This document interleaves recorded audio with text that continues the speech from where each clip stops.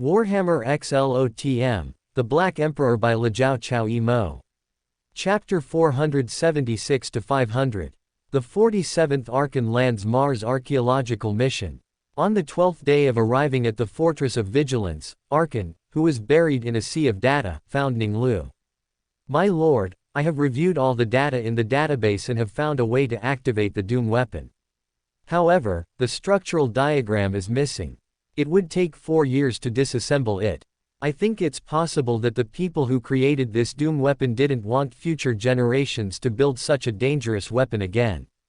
Ning Lu frowned. There was no structural diagram in the data storage room.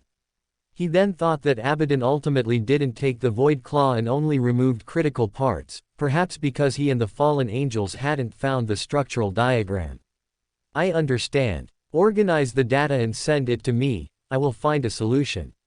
My lord, I am ready. Archon pulled out a data crystal.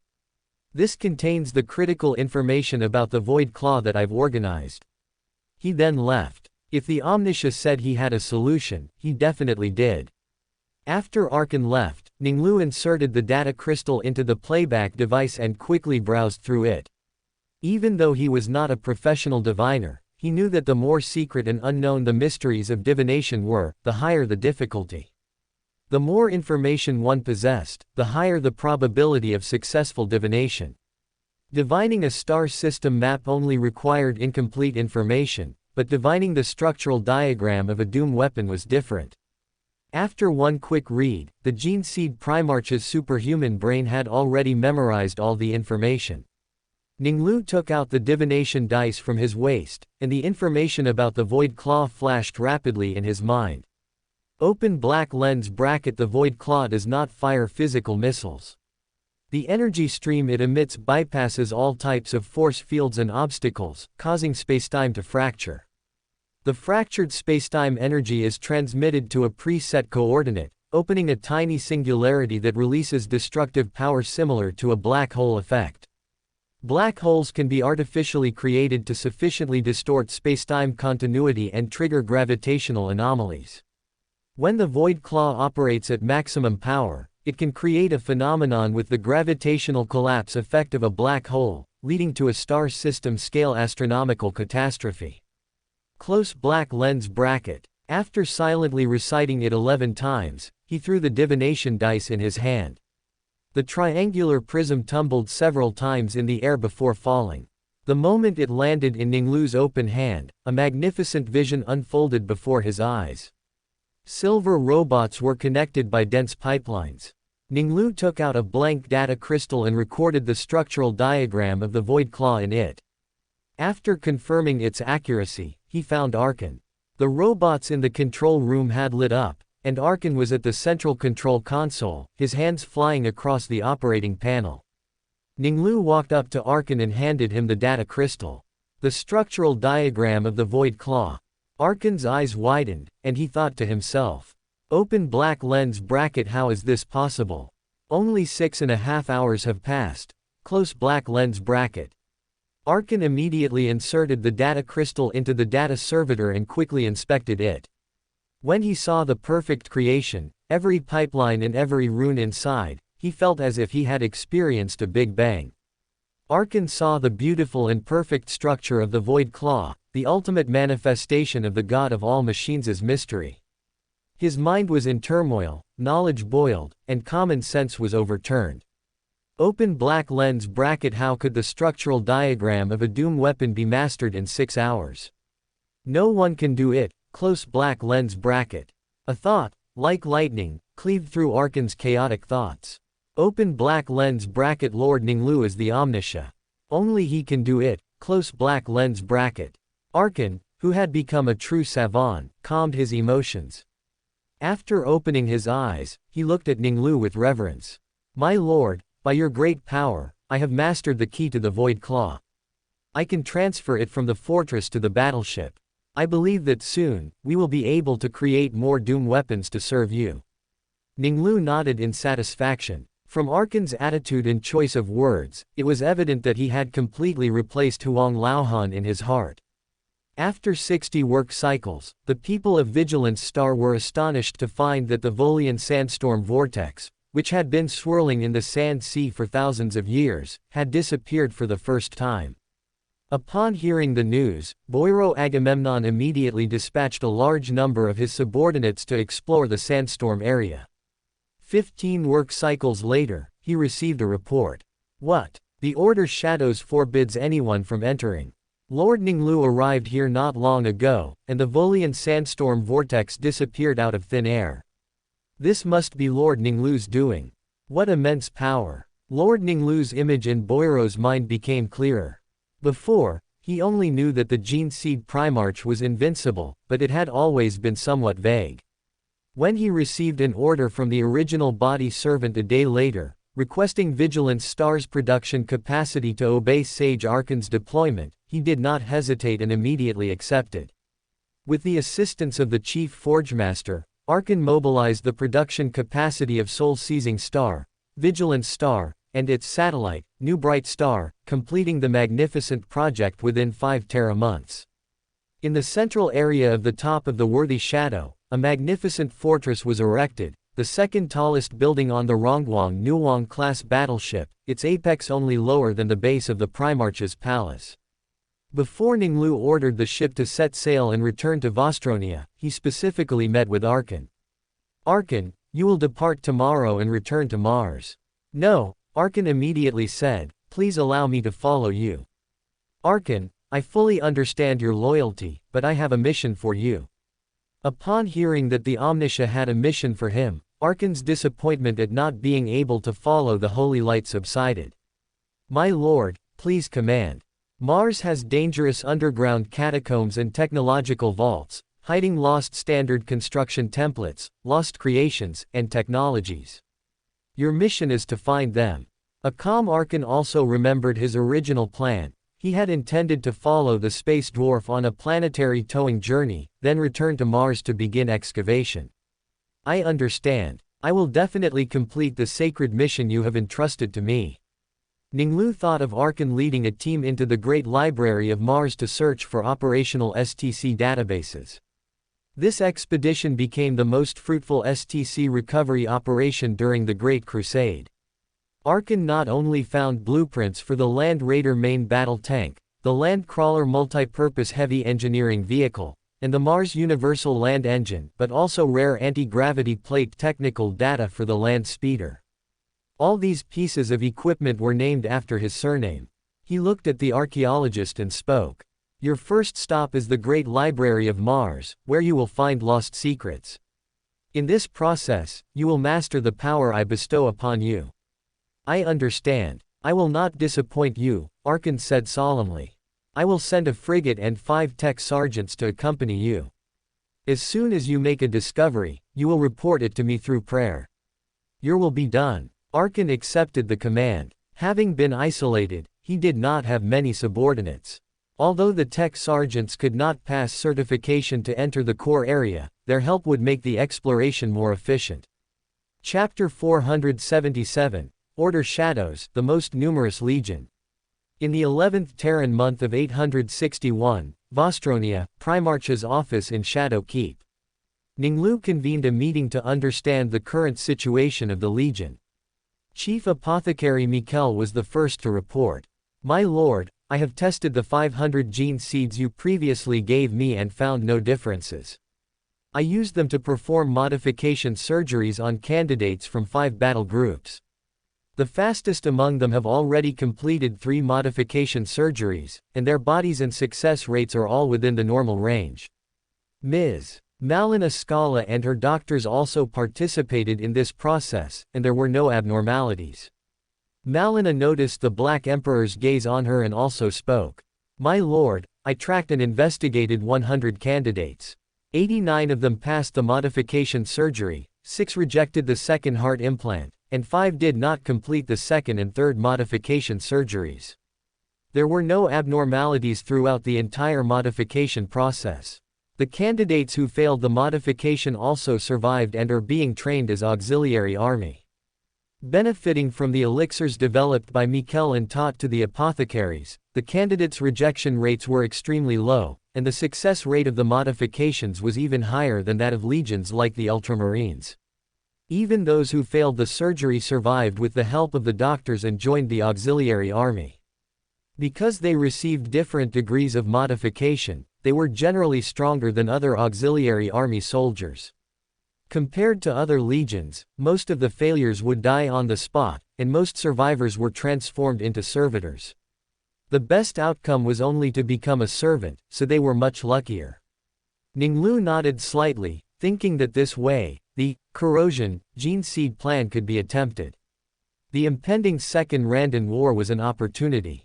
He remembered that in addition to the Dark Angels, Space Wolves, and an unknown legion as the main forces, 9 other legions also dispatched task forces to participate in the war. As many as 300,000 Astartes participated in the decisive Battle of Taxis. There would certainly be opportunities for corrosion. What is the progress of the cloning weave exploration? Mikkel looked ashamed. My lord, progress is slow. The technology used by the Emperor is completely different from that of the Space Dwarf, and there are still many incomprehensible aspects. The only progress made so far is to make the new recruits' bodies tougher, and their adaptability to extreme environments has improved. Ning Lu pondered for a moment before speaking. This is not your fault. The Emperor's technology for creating Astartes used warp-related techniques. The Space Dwarf's cloning weave, on the other hand, consciously avoided the dangers of the warp, except for the Grimner Sage, who was designed to be a psyker. You will continue to explore, and I will take action to uncover the secrets of Astartes creation. Ning Lu's plan involved both people and objects. The person was naturally Dora Cole, who inherited the memories of Ezekiel Sedain, the director of the biotechnology department, and held the secret of the Emperor's Astartes creation. The object was the Primordial One, which recorded the genetic secrets of all legions. Ning Lu looked at his chief forgemaster. How are Akahan Land's discoveries being applied?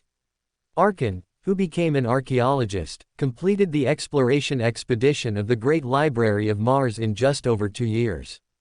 Not only did he find the blueprints for the Land Raider main battle tank, the Land Crawler multi-purpose heavy engineering vehicle, the Mars Universal Land Engine, and rare anti-gravity plate technical data for the Land Speeder, as Ning Lu remembered, but he also discovered a ruin.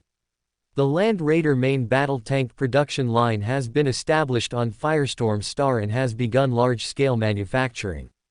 The Land Crawler multi-purpose heavy engineering vehicle and the Mars Universal Land Engine have been put into production on the newly completed Hurricane Star. Gon Meteor, with the help of the Mechanicus, has completed construction and is responsible for manufacturing land speeders.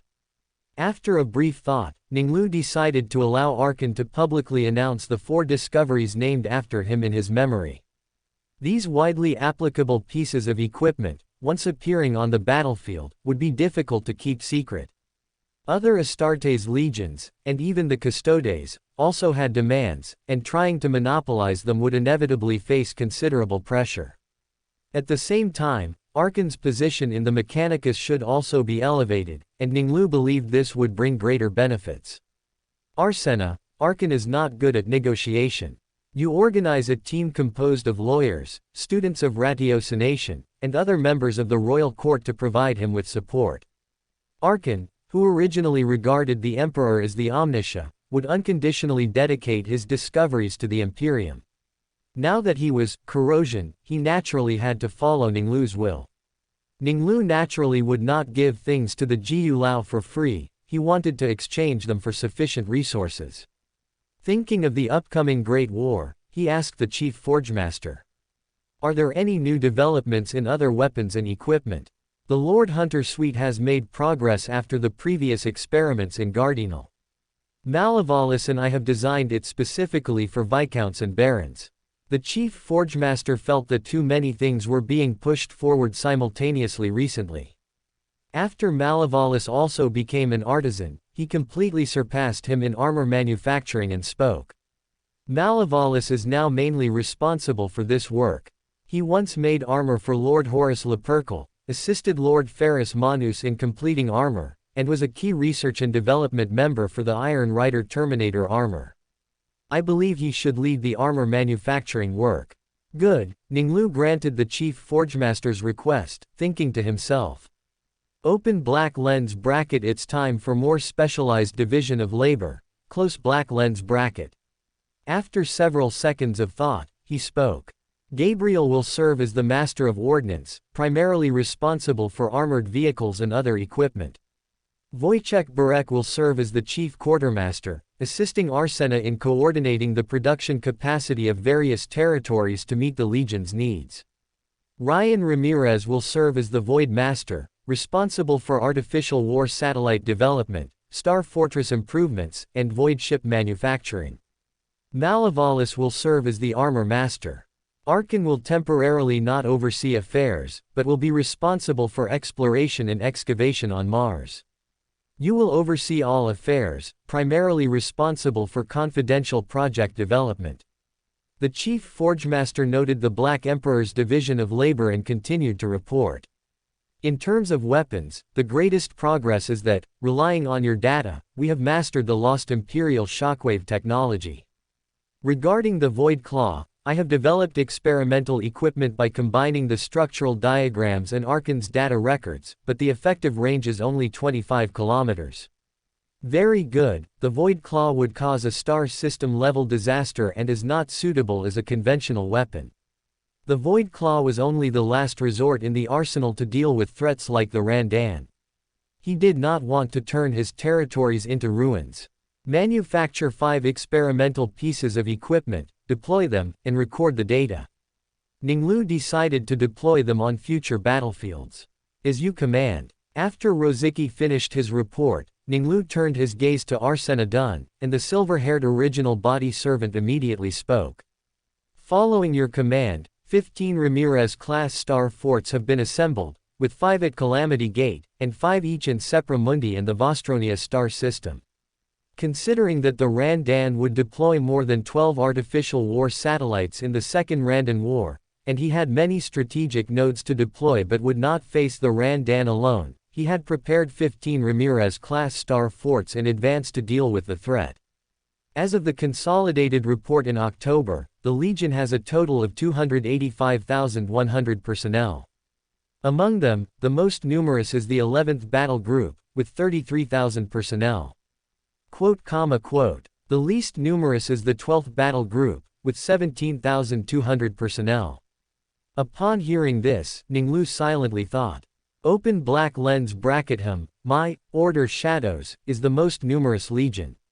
The specific time point I know is 899, when the Ultramarines had 166,000 personnel, making them the most numerous legion at that time. The Dark Angels should have had over 100,000 personnel then. Without having experienced 3 Randan Wars, and deducting the population growth over the next 37 years, after 1 increase and 1 decrease, their current number should be between 200,000 and 250,000. Close black lens bracket. After the meeting ended and the 4 left, Ning Lu leaned back on his throne, considering which world to divine with the divination dice. Chapter 478, The Calamity Priest foresees a volcanic eruption. Ning Lu leaned back on his throne, his eyes narrowed slightly, his hand stroking the brain cat's ginger fur, lost in thought. Open black lens bracket, the Second Randan War, affects a vast area in the northern part of the galaxy. First, I must exclude worlds in these areas.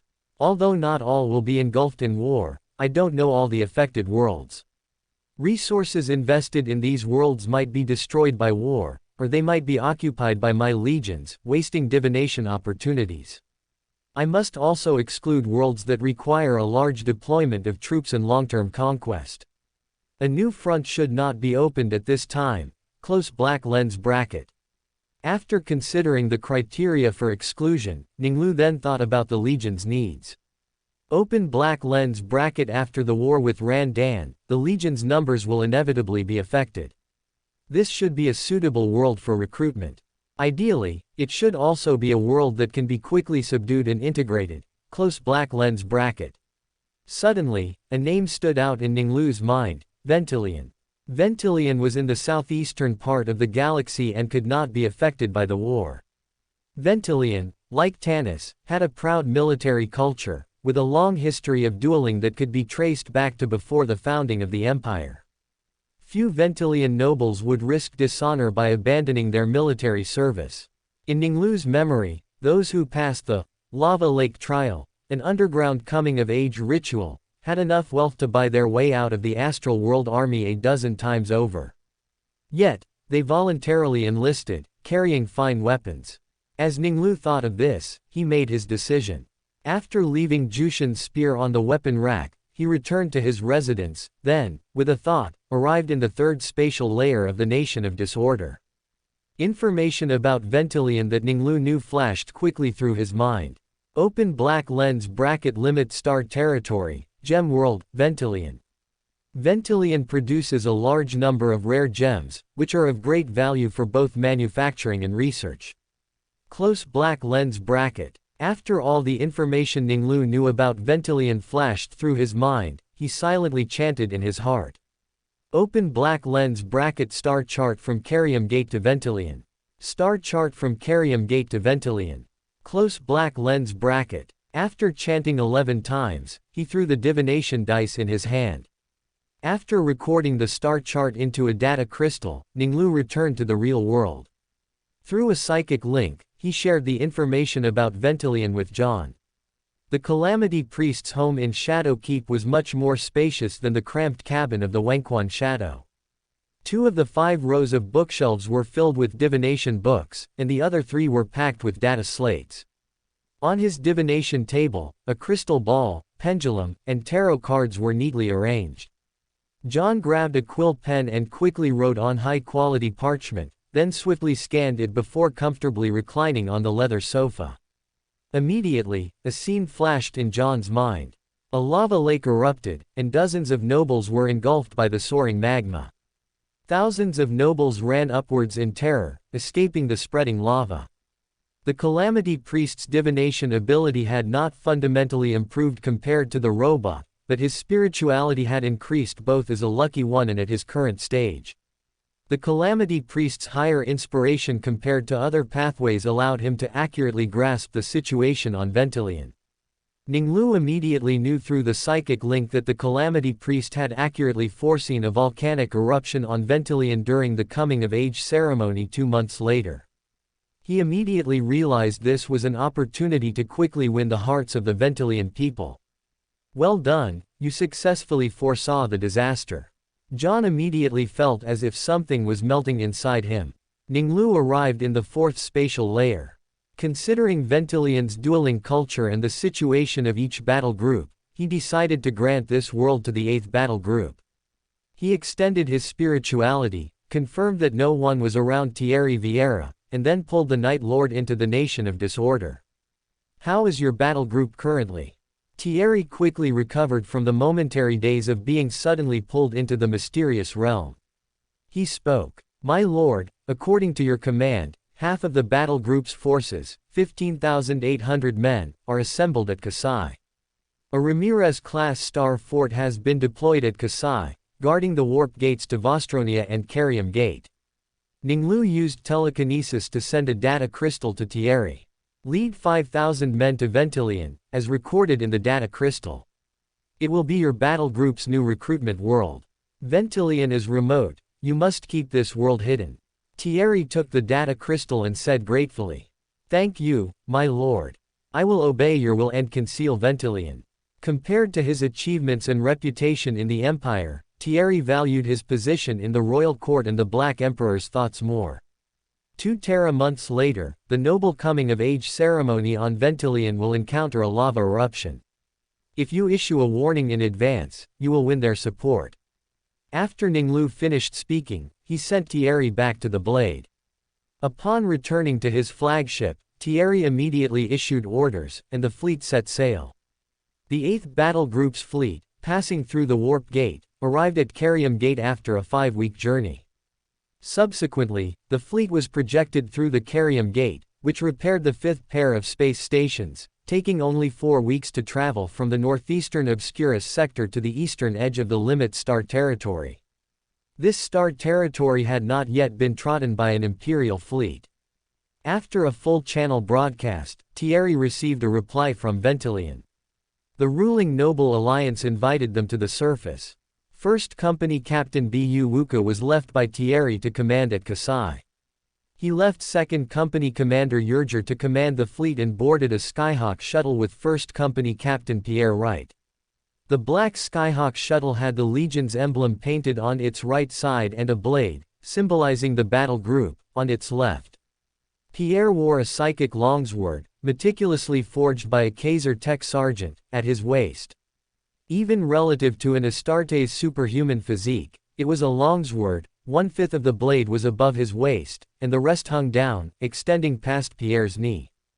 Pierre walked behind his lord, his gaze sweeping over the Ventilians, and his eyes suddenly lit up. He noticed that, like his homeland, every Ventilian noble wore a dueling sword or a heavy two-handed sword, or other sharp blades. A noble, wearing an emerald headdress, with a sapphire necklace around his neck, 2 rows of gems adorning his body, and a ruby longsword hanging from his gem-studded belt, walked up to Thierry and opened his arms. Thierry and Pierre understood the other's words through the librarian's translation. Justine Vatala, governor of Ventilian, on behalf of the Ventilian Noble Council, welcomes the Order Shadows. After exchanging greetings, Pierre boarded the vehicle.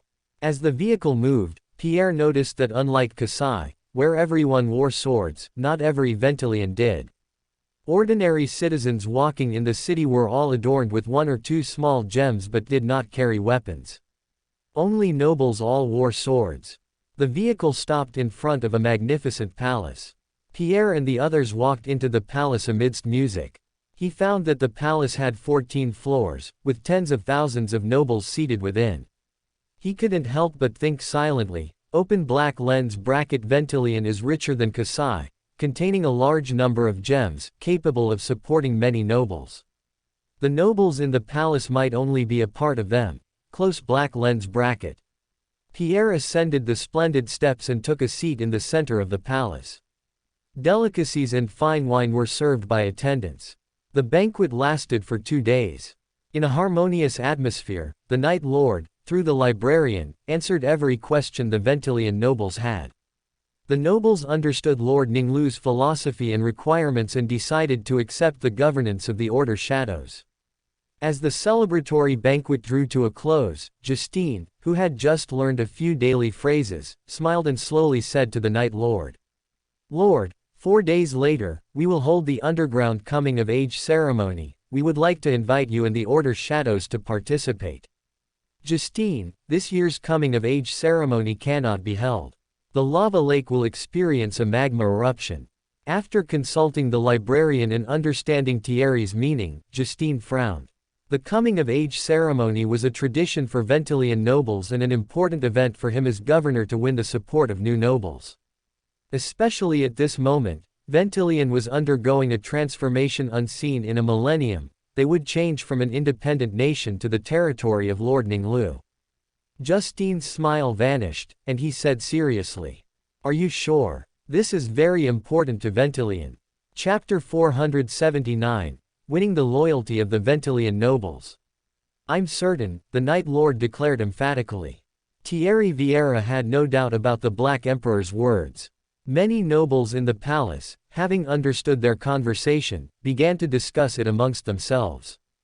Thierry saw Justine Vatala's troubled expression and, combining the Black Emperor's data from the data crystal with his observations over time, guessed that he was struggling with the inability to hold the crucial coming-of-age ceremony. "The coming-of-age ceremony can still be held, we can just change the format." Justine asked thoughtfully, "What format?" "Your original coming-of-age ceremony involved entering a lava lake, fighting monsters, and surviving to become true nobles. This year, there's no foothold in the lava lake, but the combat can still continue, just in a different form. Since the Ventilian nobles enjoy duels, why not make a noble ritual duel this year's coming-of-age ceremony? I will also send elite swordsmen from the warband to participate in this grand event." Justine looked at the Order Shadows with their superhuman physiques across from him and said, "Indeed, this is feasible. They will be proud to have the opportunity to fight against the Order Shadows." He didn't believe Thierry's prophecy, but he couldn't refuse and, considering the suggestion was indeed workable, he agreed. 2 days later, Ventilian's coming-of-age ceremony was held as in the past. The governor spoke loudly from the viewing platform. Esteemed sirs, ladies, and future nobles participating in the coming-of-age ceremony. Today, we will witness this moment in a brand new format. To commemorate Ventilian becoming the territory of the Lord Monarch, the Order Shadows are invited to participate in the coming-of-age ceremony. The winner of the duel will earn the right to challenge an extraordinary swordsman. The noble youths, boys and girls, drew their swords, raised them high, and let out enthusiastic cheers. Justine raised his shining sword, then lowered it, and the nobles immediately stopped cheering. There are a total of 14,800 participants in this coming-of-age ceremony. Those who win 5 duels will become nobles and gain the opportunity to duel a Great Order Shadows warrior. Pierre Wright sat on the viewing platform, watching the candidates below. When he learned about the Ventilian noble coming-of-age ceremony, he couldn't help but feel a shock. The Ventilian noble coming-of-age ceremony was as dangerous as Necromunda's Hunter Lord.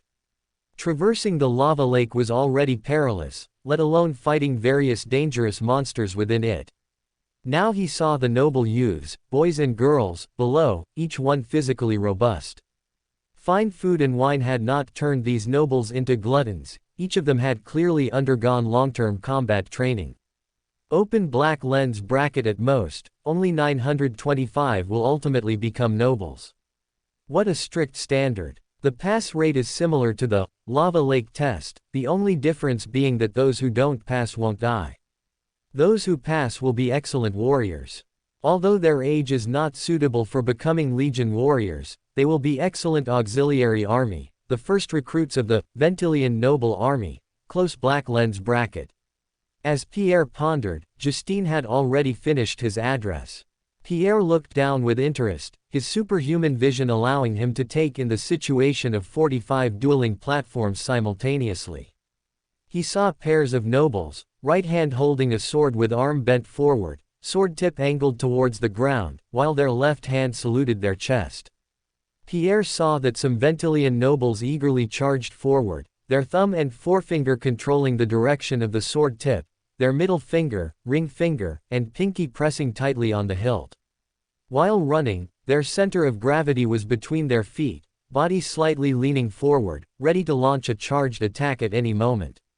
The defending party held their palm outward at 45 degrees, the blade aligned with the incoming sword's direction. Blades clashed, and the youths fought fiercely, refusing to give an inch. Open black lens bracket well trained, and all with practical combat experience. Although they haven't developed a set of Rulvira swordplay, like us Kaiser people, it's not just for show. Those who taught them are good swordsmen. Close black lens bracket. One sword duel after another ended, the winners holding their heads high, the losers looking despondent. After Justine announced the end of the first round of duels, he whispered in Ventilian to his attendant. Upon learning that there were no signs of volcanic eruption in the lava lake, he pouted and thought to himself. Open black lens bracket. Sure enough, prophecies are too unreliable. There isn't a single sign that the lava will erupt. Close black lens bracket. 3 days passed consecutively, and Justine inquired about the lava lake area daily, receiving news that there were no abnormalities. He and the Ventilian nobles all believed that Thierry's prophecy would not come true. On the 4th day of the duels, as the last winner of the 4th round was determined, a Ventilian noble with a longsword at his waist suddenly rushed onto the high platform. He first glanced at the Order Shadows, then said to Justine.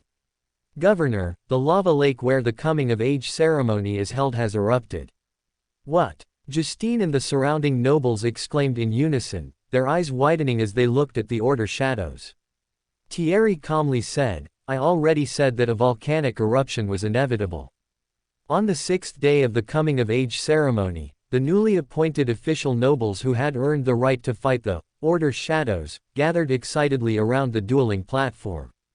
To enjoy today's battle, they had spent many gems to restore their bodies to optimal condition, and many even splurged on combat stimulants. Not far away, Pierre, dressed in a black knight's uniform, said to his similarly dressed battle brothers. You must defeat the Ventilian nobles using skill, using Rulvira swordplay, rather than strength and speed. This is your training for today. 100 warriors from the 3rd Company responded in unison, and Pierre then led his warriors onto the field. The Ventilian nobles immediately offered applause. The unarmored Order shadows looked less imposing than before, but commanded more reverence than days earlier.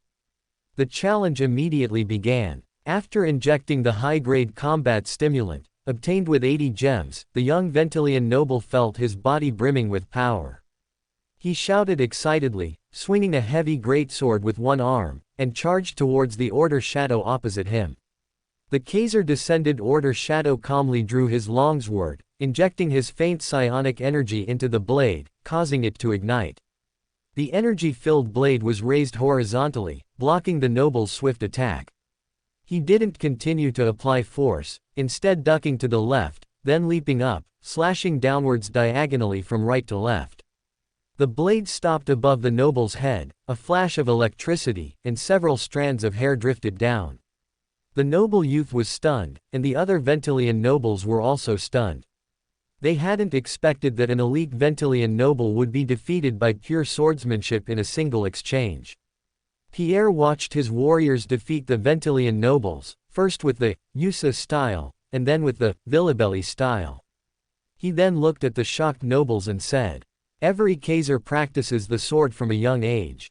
Before becoming Order shadows, we all underwent numerous trials. We fought Ogryn in the Ape-Man star system, and killed nameless dangerous mutated creatures in the space derelicts of Islington. After becoming Order shadows, we have experienced hundreds of battles, fighting to the death against Randan Xenos and the resilient squat. Our combat experience is far beyond what you newly adult nobles can compare to. Therefore, I suggest you arrange for multiple people to enter the arena. This will make the duel more interesting. Believe me, as a former noble, a Kaiser noble similar to Ventilian, I mean no disrespect to you." Although Justine didn't know precisely what Ogryn, Randan, and Squat were, he understood Pierre's meaning.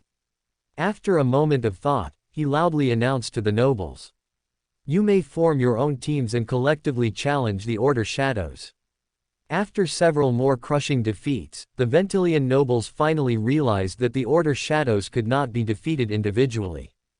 Pierre noticed that the nobles quickly accepted reality and began to cooperate in teams, challenging the Order shadows. They were not as disheveled as before, able to contend with the elite swordsmen for a period of time. Pierre looked at his lord, and both read the same meaning in each other's eyes. The Ventilian nobles valued honor, but were not vain. Pierre, as the final act, accepted the challenge of 14 of the most excellent Ventilian swordsmen. The Ventilian nobles had clear divisions of labor. 5 nobles, in an arrowhead formation, charged at Pierre first. 4 more charged at Pierre from each flank, and the strongest swordsman lay in ambush at the rear, seeking an opportunity to deliver a fatal blow. Pierre drew his longsword, letting its blade burn fiercely. Having recently been promoted to weapon master, he had unlocked the full potential of his psionic longsword. Pierre swung his longsword, tracing a figure 8 in the air. The weapon master's movements were swift. He wielded his longsword almost simultaneously, outlining burning figures, blocking 5 thrusting ancestral dueling swords with the Gantho style. 8 noble men and women, injected with combat stimulants, roared in unison, attacking the Order shadow simultaneously. The weapon master remained calm, flicking his wrist. The psionic longsword moved as if it were a part of his body, blocking with diagonal swings to the left and right. Clang, clang, clang. Amidst a series of impacts, the weapon master parried the attacks with the USA style and the reverse USA style. Baron Vatala, seeing that everyone else had been successively repelled, knew he had to seize this sole opportunity. He injected a family-treasured combat elixir into his neck. With dazzling light flashing in his eyes, he gripped his ancestral sword and swiftly charged towards the Order shadow. The next instant, his eyes were illuminated by an even brighter light. The shining light reached him in an instant. Baron Vatala didn't even have time to react. His ancestral sword was knocked away, and the crackling, shining longsword stopped before him. The threat of death chilled him, while the surging power within him made him burn. Baron Vatala suppressed the power within him, controlled the fear in his heart, and tried his best to look forward through the shining light. The weapon master had perfect control. He calmly managed the power of the death blow, allowing the force of the Elka style to dissipate.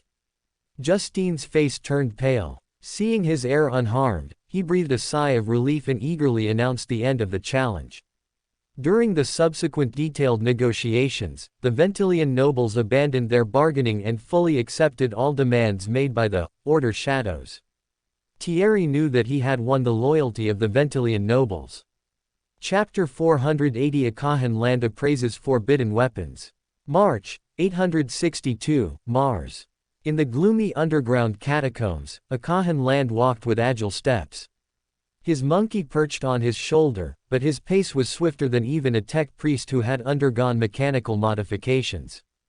Arkan, after more than 2 years of exploring the Great Library of Mars, had truly become an archaeologist, and, not long ago, an appraiser. Besides numerous blueprints, the archaeologist, relying on his historical knowledge, also found the burial site of a Mars sage from the Dark Age of technology. The records were incomplete, as if deliberately erased. The archaeologist, despite his best efforts, could only piece together that Sage AMAS-41 had conducted some dangerous experiments. He caused many deaths, especially several great sages, and was therefore ostracized by everyone. Arkan believed that such dangerous power was only fit for the Omniscia to wield. He used his knowledge of the ruins to open the tomb. In his previous excavations, Arkan had found data slates from the Dark Age of technology, enriching his own knowledge. Now, he arrived at the main burial area. Arkan came before a sealed stone chamber. He first circled the chamber, discovering that it was supported by 12 adamantium pillars, divided into 4 areas.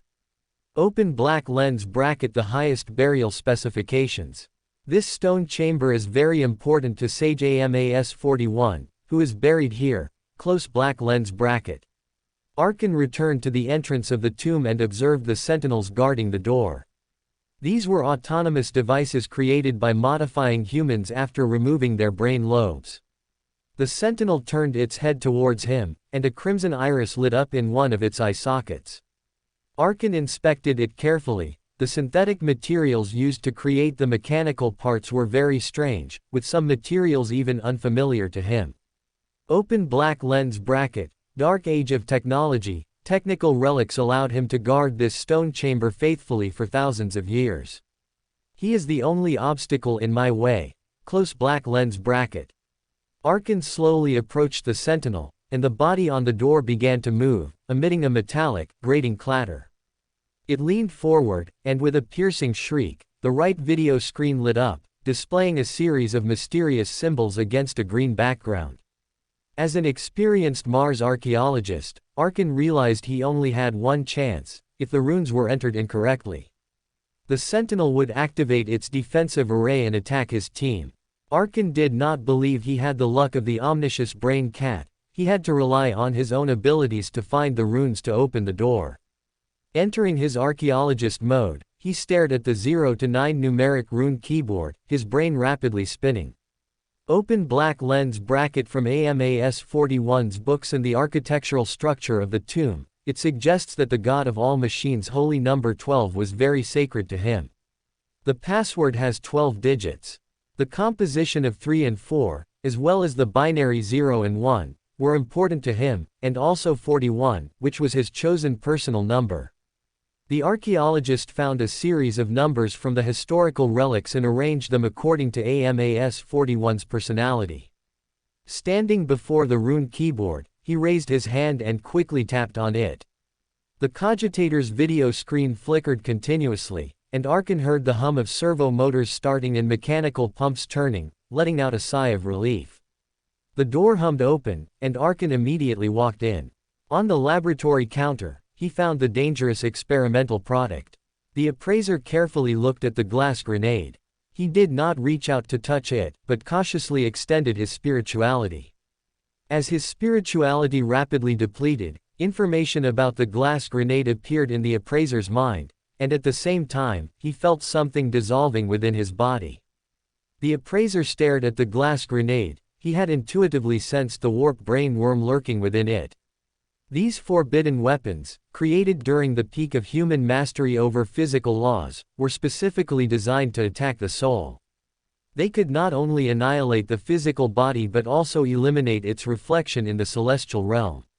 3 days later, Arkan returned to the orbital dock with the dangerous glass grenade. As soon as he stepped off the Skyhawk shuttle's deck, Arkan noticed many tech priests in red robes there. He frowned slightly but paid no mind. He had always been an anomaly on Mars, and these people couldn't possibly be looking for him. Arkan was about to head to the frigate gifted to him by the Omniscia when suddenly a red-robed tech priest turned and saw him, shouting excitedly, "Sage Akahan land!" His shout startled the surrounding tech priests, who all gathered around him. Arkan was instantly surrounded by hundreds of people. His expression changed, and he nervously looked at the box in his servitor's hand. "Do not approach." Arkan, worried about causing a disaster, spent a long 2 minutes figuring out what had happened. These tech priests were all anomalies without mentors or who had been ostracized.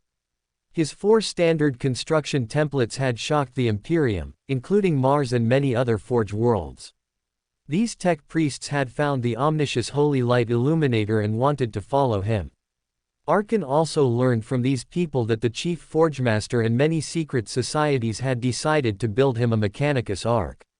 He scanned the hundreds of fanatical tech priests. In the past, he would not have accepted these people, but now he couldn't help but have new thoughts. Open black lens bracket. Perhaps they can be used by the Omniscia. Close black lens bracket. Arkan thought of this and spoke. "Follow me." Arkan, surrounded by many tech priests, boarded his frigate. After having his attendants settle the tech priests, he ordered the servitors to move boxes of glass to his quarters, place them on the altar, and then devoutly prayed to the Black Emperor. The Black Emperor of the Order Shadows. In Arkan's heart, the Black Emperor was the Omniscia, just as he had mistakenly believed the Emperor to be the Omniscia in the past. The Omniscia and the Black Emperor were one, the deity he worshipped. Quote, "I seek your gaze. I seek your favor. I offer you sacrifices." Quote. As Arkan recited for the 5th time, black mist engulfed him and the boxes of sacrifices. In the 4th layer of the disordered country, space, Ning Lu looked at the glass grenades after listening to Arkan's report. Open black lens bracket. The Dark Angel's forbidden vault contains several of these dangerous weapons. I didn't expect Arkan to not only find 41 of them but also obtain the technology to manufacture them. Other conventional weapons can be authorized to Mars and other Forge worlds, but these forbidden weapons obviously cannot ever enter the standard construction template sequence and can only be manufactured secretly. Close black lens bracket. Ning Lu looked at Arkan with approval.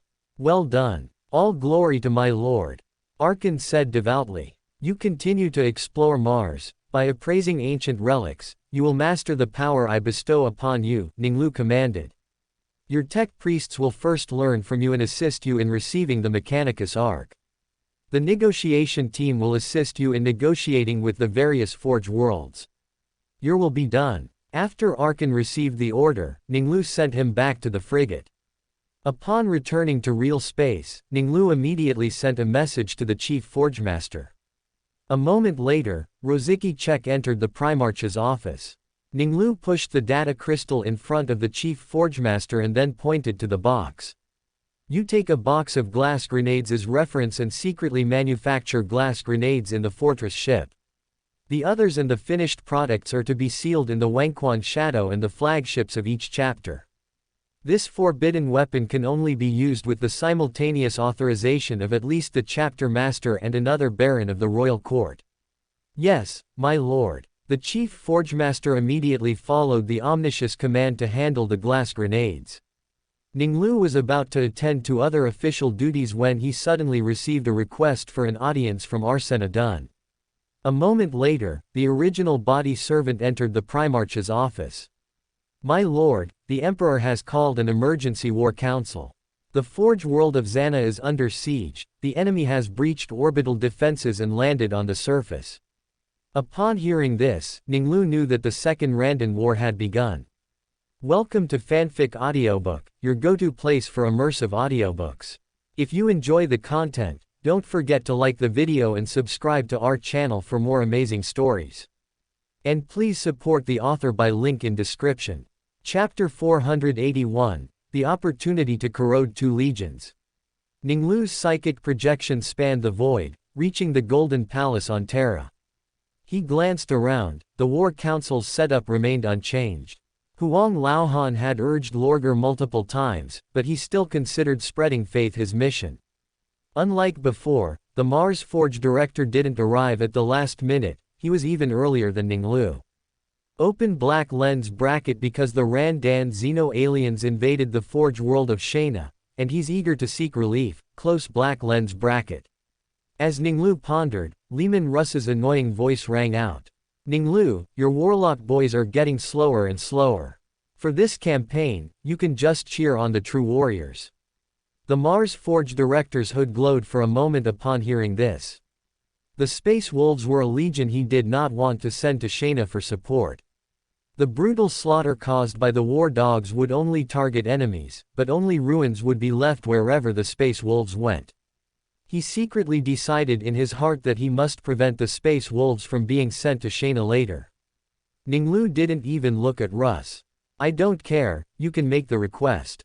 Open black lens bracket. Russ doesn't know the strength of the Randan yet. The Space Wolves currently number only about 70,000. If your legion acts as the absolute main force, it won't be enough even if they're all wiped out. Among the returned Primarchs, only the 5 legions with the largest numbers can serve as the absolute main force, close black lens bracket. Ning Lu knew that the Dark Angels, as the absolute main force in 3 Randan wars, suffered about 150,000 casualties. Among them, nearly 10,000 died in the First Randan War, 50,000 in the Third Randan War, and about 90,000 in the largest and most brutal Second Randan War. The Zan Jiao Mo of the First Randan War was merely a secondary outpost on the Randan border, yet this war encountered the main force of the Randan. In Ning Lu's memory, during the brutal 20-year war, the Empire would face a massive fleet of thousands of warships and over a dozen battle satellites. Imperial expeditionary fleets were destroyed with no survivors, 19 star systems were razed, and dozens of Titan legions were annihilated. The Dark Angel's combat power was among the first tier of all legions, which meant that a legion serving as the absolute main force could not have fewer than 100,000 members. Currently, among the Astartes legions, only the Order Shadows, Dark Angels, Ultramarines, Shadow Moon Wolves, and Iron Hands have more than 100,000 members. The 5 legions each have their strengths. Facing the main force of the Randan, they would suffer varying degrees of losses but would not be completely defeated. Open black lens bracket. The Space Wolves and other legions cannot serve as the absolute main force on the battlefield. Even if they reluctantly do, they will enter the future Codex Astartes mode prematurely after the war and have to rebuild. Although most of the original founding legions are not Codex Astartes, and pure gene seed can be extracted from the Primarchs, it still takes a considerable amount of time to recover. Close black lens bracket. Russ keenly sensed Ning Lu's indifference. His icy blue eyes narrowed, thoughtful, and he said no more. The war council began in silence. After the Emperor took his seat, he spoke in a deep voice. Shayna has suffered an Xeno-alien invasion. Thousands of warships defeated the orbital fleet and defense facilities within days. The enemy has landed on the surface, and even Titans and Mechanicum Scutari cannot stop their advance. The neighboring 5th and 19th legions responded promptly, but the situation remains grim. In Ning Lu's memory, Shayna would endure an 8-month siege, with over 3,000 casualties from the 2 legions and hundreds of thousands of Shayna's population lost, before the Dark Angels and Death Guard reinforcements arrived. Just as he thought Huang Laohan would solicit opinions, he keenly sensed Huang Laohan's gaze fixed on him. Ning Lu, my Pegasus, only your legion can pass through the Carium Gate and quickly reach Shana. The Mars Forge director leaned back upon hearing this. With the Emperor dispatching Ning Lu, he had nothing to worry about. The enemy would surely be defeated, and Shana would be spared. Ning Lu sighed inwardly, knowing that Huang Laohan had once again chosen his legion to be the absolute main force against the Randan. He knew his legion would suffer the most severe losses, but this was also an opportunity. Besides the potion materials, it was his chance to implement his corrosion plan. Open black lens bracket Chagatai Khan and Corvus Corax have not yet returned. Rescuing the 5th and 19th legions, amidst their gratitude, and leveraging my Primarch status, is the best opportunity for corrosion. Both people and gene seed are targets for my corrosion. Afterward, there will be opportunities to corrode various legion detachments. If, as in my memory, 9 legions send detachments later, then at least 4 or 5 more legions can be corroded, as this war should last at least 10 years or more. Close black lens bracket. With this thought, Ning Lu spoke. My lord, as you wish. Since the Titans cannot resist the enemy, the Xeno-aliens may possess powerful war machines. I need more powerful weapons to counter them. Russ's icy blue eyes gleamed at his words, shining exceptionally brightly even through the psychic projection. No matter what it is, the space wolves can defeat them. He bared his teeth and said, true hunters will prove they are better warriors than warlock boys. Ning Lu glanced at Russ, ignoring the provocation in his tone. He knew that the Randan Bone Eater and Brain Eaters were two major, extremely powerful forces which even Titans could not contend with. Most of the dozens of Titan legions were destroyed by the Bone Eater. Huang Laohan had to deploy one of his trump cards, the Psychic Titans, to counter them. To reduce casualties among his sons, Ning Lu wanted Huang Laohan to use his trump card earlier. The resilient Death Guard can stand against powerful enemies. Mortarian's voice, muffled by his rebreather, sounded deep and gloomy. Hannibal's throat trembled slightly as he spoke. My legion has just concluded an expedition in the Eastern Galaxy. I am willing to lead my legion to Shana to relieve the siege. The Knights of Caliban will deliver a heavy blow to the Empire's enemies. Lionel Johnson, who rarely spoke, held his head high and said in a deep voice. Although he had reorganized the Dark Angels and relieved the Ultramarines, defenders in Kali Kassan by defeating the Orc forces, freeing the First Legion from the humiliation of being criticized by Robert Gilliman, he still yearned for a major battle to declare the Legion's rebirth. The Emperor scanned the assembly. He saw that Sanguinius, Magnus, and Fulgrim, among other Primarchs, also had shining eyes, looking at him, clearly all eager to participate in the war. His gaze finally settled on Perturabo, who had not yet expressed an opinion, and he spoke. Perturabo will assist you in rescuing Shana. Ning Lu did not get the result he most desired, and he sighed inwardly with resignation. Open black lens bracket. The strength currently displayed by the Randan, although it has already caught Huang Laohan's attention, he is currently only encountering the Randan's vanguard. He has not truly recognized the enemy's real strength and is unwilling to use his trump cards. He couldn't even imagine that during the decisive battle that broke out on Trax, 300,000 Astartes led by 3 Primarchs, including Lion, still faced an extremely dire situation.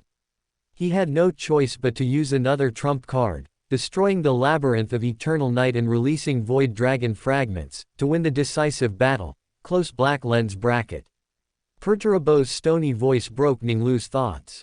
As you command, father. Ning Lu looked at Perturabo and thought to himself again. Open black lens bracket him, if it's against the Bone Eater, Perturabo, with his powerful technical abilities, would indeed be most helpful. I can also take this opportunity to learn more about Perturabo. At least become friends with him first, then find a way to win him over in the future. Close black lens bracket.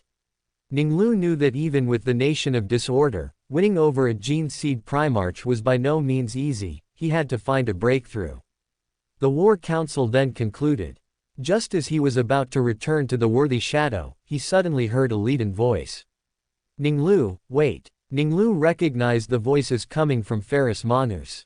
He turned to look at those silver coin-like eyes. Perturabo, who had intended to discuss the battle plan with Ning Lu, spoke. I will formulate the battle plan and have the star speaker send it to you. Good. Seeing Ning Lu nod, Perturabo's mind stirred, and his psychic projection vanished. Chapter 482. Replacing Robert Guilliman, accepting Ferrus Manus's invitation to jointly develop heavy tanks. Ning Lu noticed that the Mars Forge director also hadn't left the Golden Palace, indicating that what Ferrus Manus was about to say concerned him. As the Great Crusade progresses, we encounter more and more powerful enemies, Ferrus continued, his silver coin-like eyes shining. The enemies possess stronger armor protection, or the squat's shield protection. We need more powerful heavy tanks to heavily damage the enemy. The Mars Forge director's sonic array device vibrated, emitting a synthesized mechanical sound. We have reached a consensus and decided to develop a new type of heavy tank. We want to invite you to join. You have discovered many sacred construction templates, and the Omniscia favors you. Your many industrial worlds will ensure that our achievements are quickly put into practical use, providing support for the crusade. Upon hearing this, Ning Lu understood Ferrus's purpose in stopping him, to invite him to join the development of the Sicaron battle tank. Open black lens bracket. I remember that Ferrus originally invited Robert Guilliman. The two of them completed the development with the Jiao, close black lens bracket. Although Manus approached Guilliman because he had many industrial worlds, he did undertake a small part of the research and development work. All Gene Seed Primarchs possessed abilities far exceeding ordinary people in many aspects, even if they were not their most proficient areas. What they could achieve mostly depended on what they wanted to do, and they would perform better than most people in those fields. If Guilliman invested enough time, he could achieve technical accomplishments no less than most tech priests. If he were to forge armor, even if it wasn't as good as Dora Cole, who crafted the armor of fate, or Malevalis, who crafted armor for the Gene Seed Primarchs, he would still surpass most Jiao. Thinking of Guilliman, Ning Lu couldn't help but consider the reason Ferrus invited him.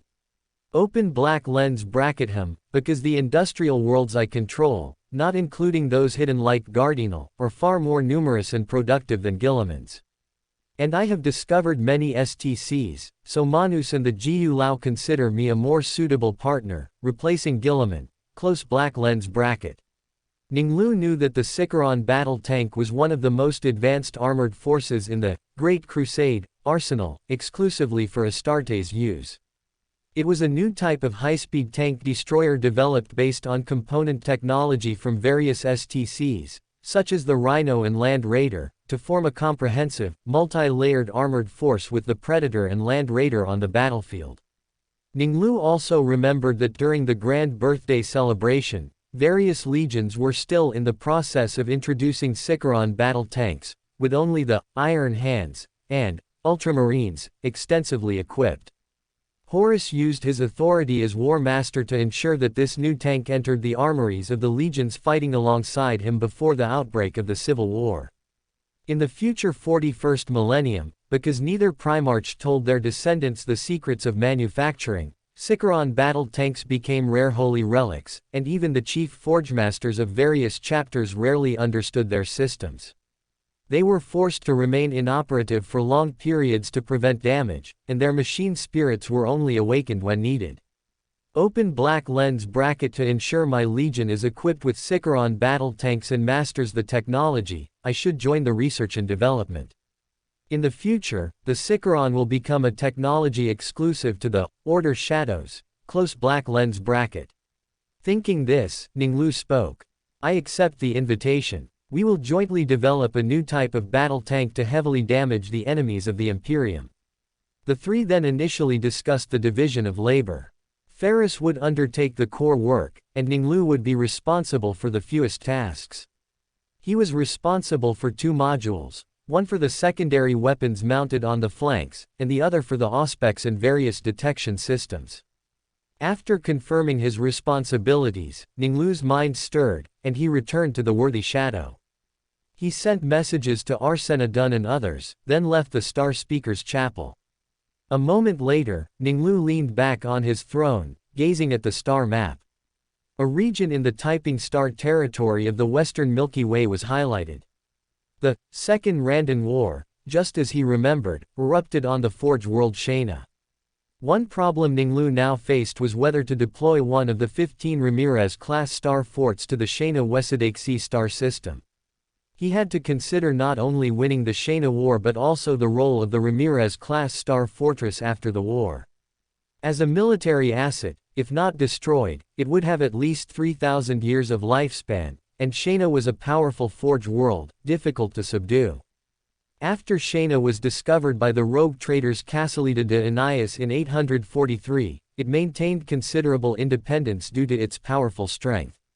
The Imperium only required Shayna to participate in the Great Crusade, and would guarantee their independent sovereignty.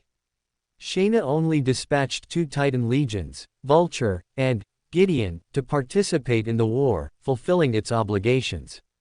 Open black lens bracket Shayna's strength is far superior to Incaldian, and even with rescue, it would be difficult to subdue this Forge world.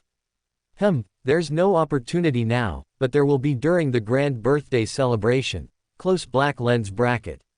Ning Lu knew that Shayna would later be called the head of the Mechanicus heretics. They sided with Horus during the grand birthday celebration and retreated to the Eye of Terror after the war, forming the core force of the Dark Mechanicus. Open black lens bracket is the liberator of Shayna. It's reasonable for me to send a force to guard the Shayna star system, right? I can take this opportunity to exert influence and corrupt some Jiao Lao, then reap some benefits during the grand birthday celebration. Close black lens bracket. Thinking this, Ning Lu made a decision. He saw Arsena and others enter the office, then spoke. The Randan Xenos we encountered at Zanjiao Mo have halted their conquests in other directions and launched an attack on the Imperium. This will be a long and brutal war, all of you must realize this. The original body servant, hearing the Black Emperor say this, immediately realized the Black Emperor's reasons for ordering the various chapters to assemble and move the Ramirez-class star forts to the star system around Carium Gate. Open black lens bracket. The Black Emperor had foreseen the war with the Xenos long ago. He had also established the Broken Claw cult and hunting bases to familiarize the various chapters with the Randan warriors' combat methods. Close black lens bracket. While the detective pondered, Ning Lu continued. The Xenos vanguard has already invaded Shayna. Our primary task is to liberate Shayna and launch attacks from this position. Ning Lu did not want the flames of war to spread to his territory, although he had already deployed Ramirez-class star forts in important territories like Hurricane Star and important allied territories like Demetis. However, northern Milky Way territories like the Colony Ned New District could still be attacked, and the Ramirez-class star forts could not counter all threats. To make the Randan feel threatened, he had to quickly defeat the Randan's slave legions and reopen Shayna's foundries. Relay my order. The 3rd, 5th, 9th, 10th, 11th, and 12th chapters, after leaving necessary guard forces, are to quickly reach the Shayna Wesadakesi star system through the Carium Gate. Deploy a Ramirez-class star fortress to gain an advantage in the void. The other chapters are to assemble at the Carium Gate, ready to join the battle at any time. Your command will be followed. The original body servant immediately relayed the orders to the various chapters. Chapter 483, Astrologer. After 2 Terra weeks of travel, the Wenquan Shadow and the 11th Battle Group's fleet arrived at Carium Gate. As the ship returned to the real world, Ning Lu heard footsteps and put down the data slate in his hand. Since the War Council ended, his free time had been spent deciding on the secondary weapons system for the Sikaron battle tank. Ultimately, he chose a laser cannon to be mounted on the broadside, just as he remembered, to quickly eliminate enemy infantry. Arsena Dunn walked into the office and saw hundreds of data slates neatly stacked on the desk. My lord, the Star Speaker has received a Star Speaker communication from the 125th Fleet. Primarch Perturabo has gathered 65,000 men and planned the shortest journey. They will arrive at Carium Gate in 3 Terra months, then proceed to the Shayna Wesadakesi star system. He has formulated the battle plan and it has been sent to your data slate. Ning Lu was not surprised by the advance speed of the Iron Warriors. Without the combination of a door and Carium Gate for navigation, reaching the Shana star system was a long journey. In his memory, the 5th and 19th Legions had held out for 8 months before the Dark Angels and Death Guard reinforcements arrived. As the Gene Seed Primarch pondered, he quickly flipped through the data slate. I understand. Ning Lu put down the data slate. Although Perturbo's planning ability was strong, his understanding of Randan was limited to the report he submitted to the War Council, and it was outdated. Open black lens bracket Perturbo will, at most, only make it to the tail end of the battle. Close black lens bracket. How is the 5th battle group progressing? My lord, the 5th battle group and the Ramirez-class Star Fort have already passed through Carium Gate and are expected to arrive at the Shana Wesadakesi star system in 3 and 4 Terra weeks, respectively. The original body servant said proudly, this was the speed of the Order Shadows. The Order Shadows could reach any war zone in the galaxy within 1 Terra month. The 5th battle group, stationed at Carium Gate, was swifter than the Space Wolves and Star Hunters, who were known for their rapid response, unmatched by anyone. Due to navigation limitations, the remaining 5 battle groups' 1,652 warships need to be deployed in batches within 2 weeks. Diana and I have formulated a schedule, which has been sent to your data slate. Ning Lu tapped his finger, reviewed the plan formulated by the detective and the lady captain, and nodded slightly. Proceed according to the plan.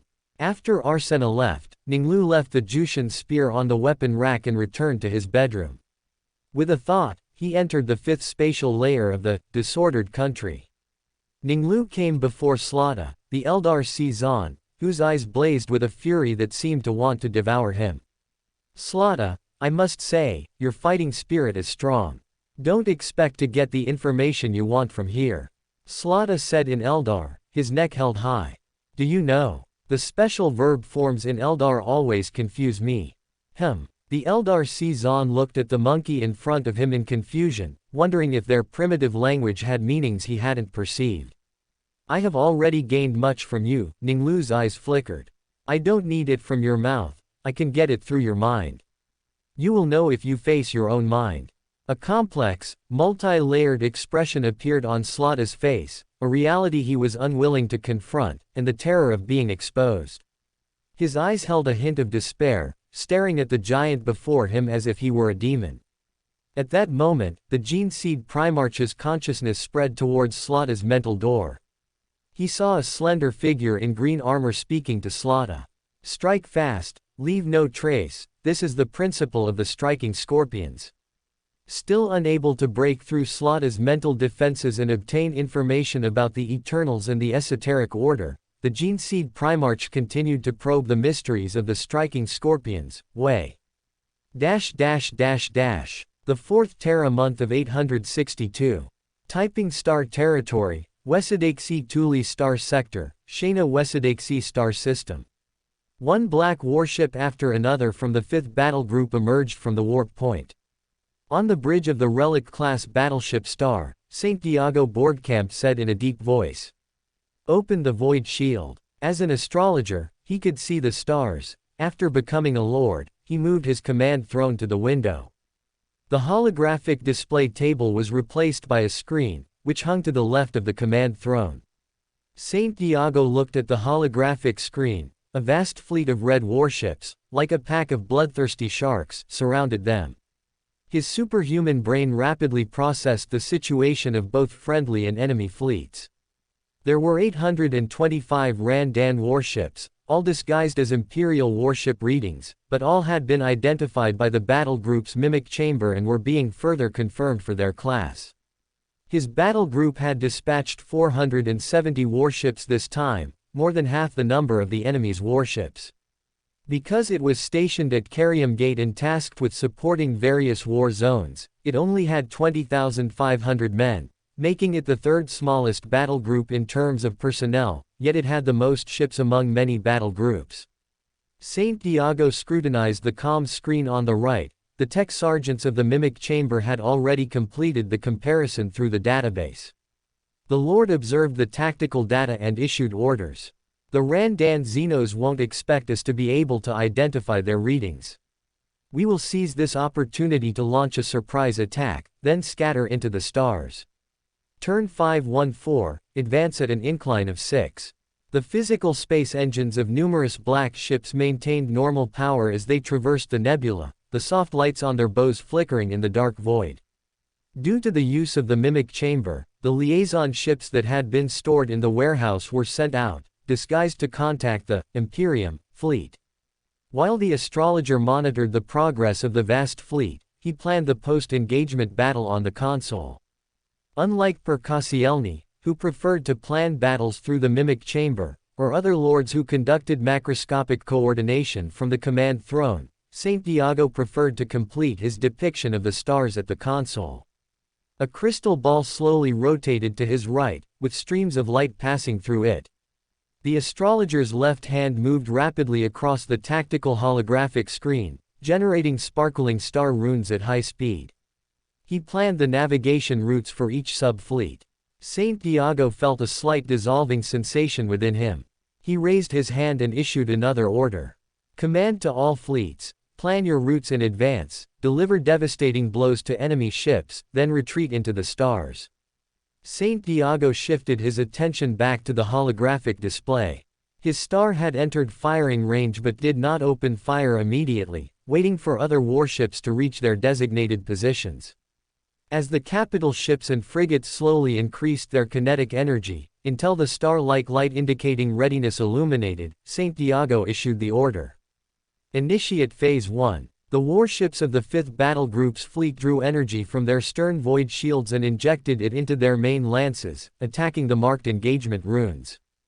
Beams of shining light cut through the void, hitting their targets directly. One terrifying ship after another, covered in spikes and flails, spun like headless porcupines that had been knocked flying. The communication channels were filled with contradictory information. The commanders didn't know why their warships had been detected. Their invincible fleet had never encountered such a situation before, nor had they been detected in previous battles with the Imperium of Man. Saint Diago gazed at the comm screen on the right, accompanied by flashing lights. Layers of incinerating fireballs rose and spread like giant waves, filling the cold void. Initiate Phase 2. His command was relayed to the entire fleet through his helmet's built-in communicator. The Black Fleet scattered like stars breaking into meteors, fanning out along dozens of trajectories, simultaneously unleashing their broadside-ready ammunition upon the Randan fleet. The spiky Randan fleet, as if waking from a dream, fired dense radioactive electromagnetic waves at the black warships. Saint Diago glanced at the tactical holographic projection. The surprise attack had cost the Randan over 50 warships, creating gaps in their formation. His fleet, following his orders, had initiated an attack early, achieving over 20 more kills. Most of the Xenos' attacks missed, the electromagnetic waves striking the capital ships, encased in their fortress-class energy shields, were like moths to a flame. Beams of light crashed against the psychic shields, then vanished into nothingness. He had only lost a few destroyers and one frigate. Their shields could not withstand the furious roar of the shadow blasters. Saint Diago's gaze returned to the crystal ball, and he thought to himself, "Next, we'll play a hunting game among the stars." Chapter 484, Alcaha's Foul. Support cannot be this fast. Shayna Wesadakesi Star System, on the surface of Shayna 2. The Legion Master of the 19th Legion, Alcaha's Foul, the Lord of Shadows, wielded a roaring great axe, its furious shriek even drowning out the sound of bolter fire. Alcahas charged ferociously into the alien slave army. Men enslaved by neural collars still foolishly rushed him, but the terror in their eyes betrayed their fear. He raised the autogun in his hand, attempting to inflict some damage, but the great axe had already swung down, tearing through the plasteel robot without pause, then through the head, neural collar, and torso, stopping only at the pelvis. Flesh and shattered bone splattered Alcahas's armor, and the bisected corpse fell to the ground like a slaughtered Grox beast. Alcahas pulled his chainix from between the mangled limbs, tearing apart another enemy who charged him, screaming. Metal bullets clattered against his Terminator armor, then ricocheted away. Fal's auto-sensor display caught an enemy attacking from the left. Without hesitation, he immediately charged into the crowd, brutally smashing into them. An armored fist crushed the skull of a human slave, and the roaring motor of the Chainix tore into the second, ripping him into a mist of blood. More gunfire rained down as the slaves desperately attacked Alcahas. Alcahas, leading his battle brothers, continued the slaughter mercilessly.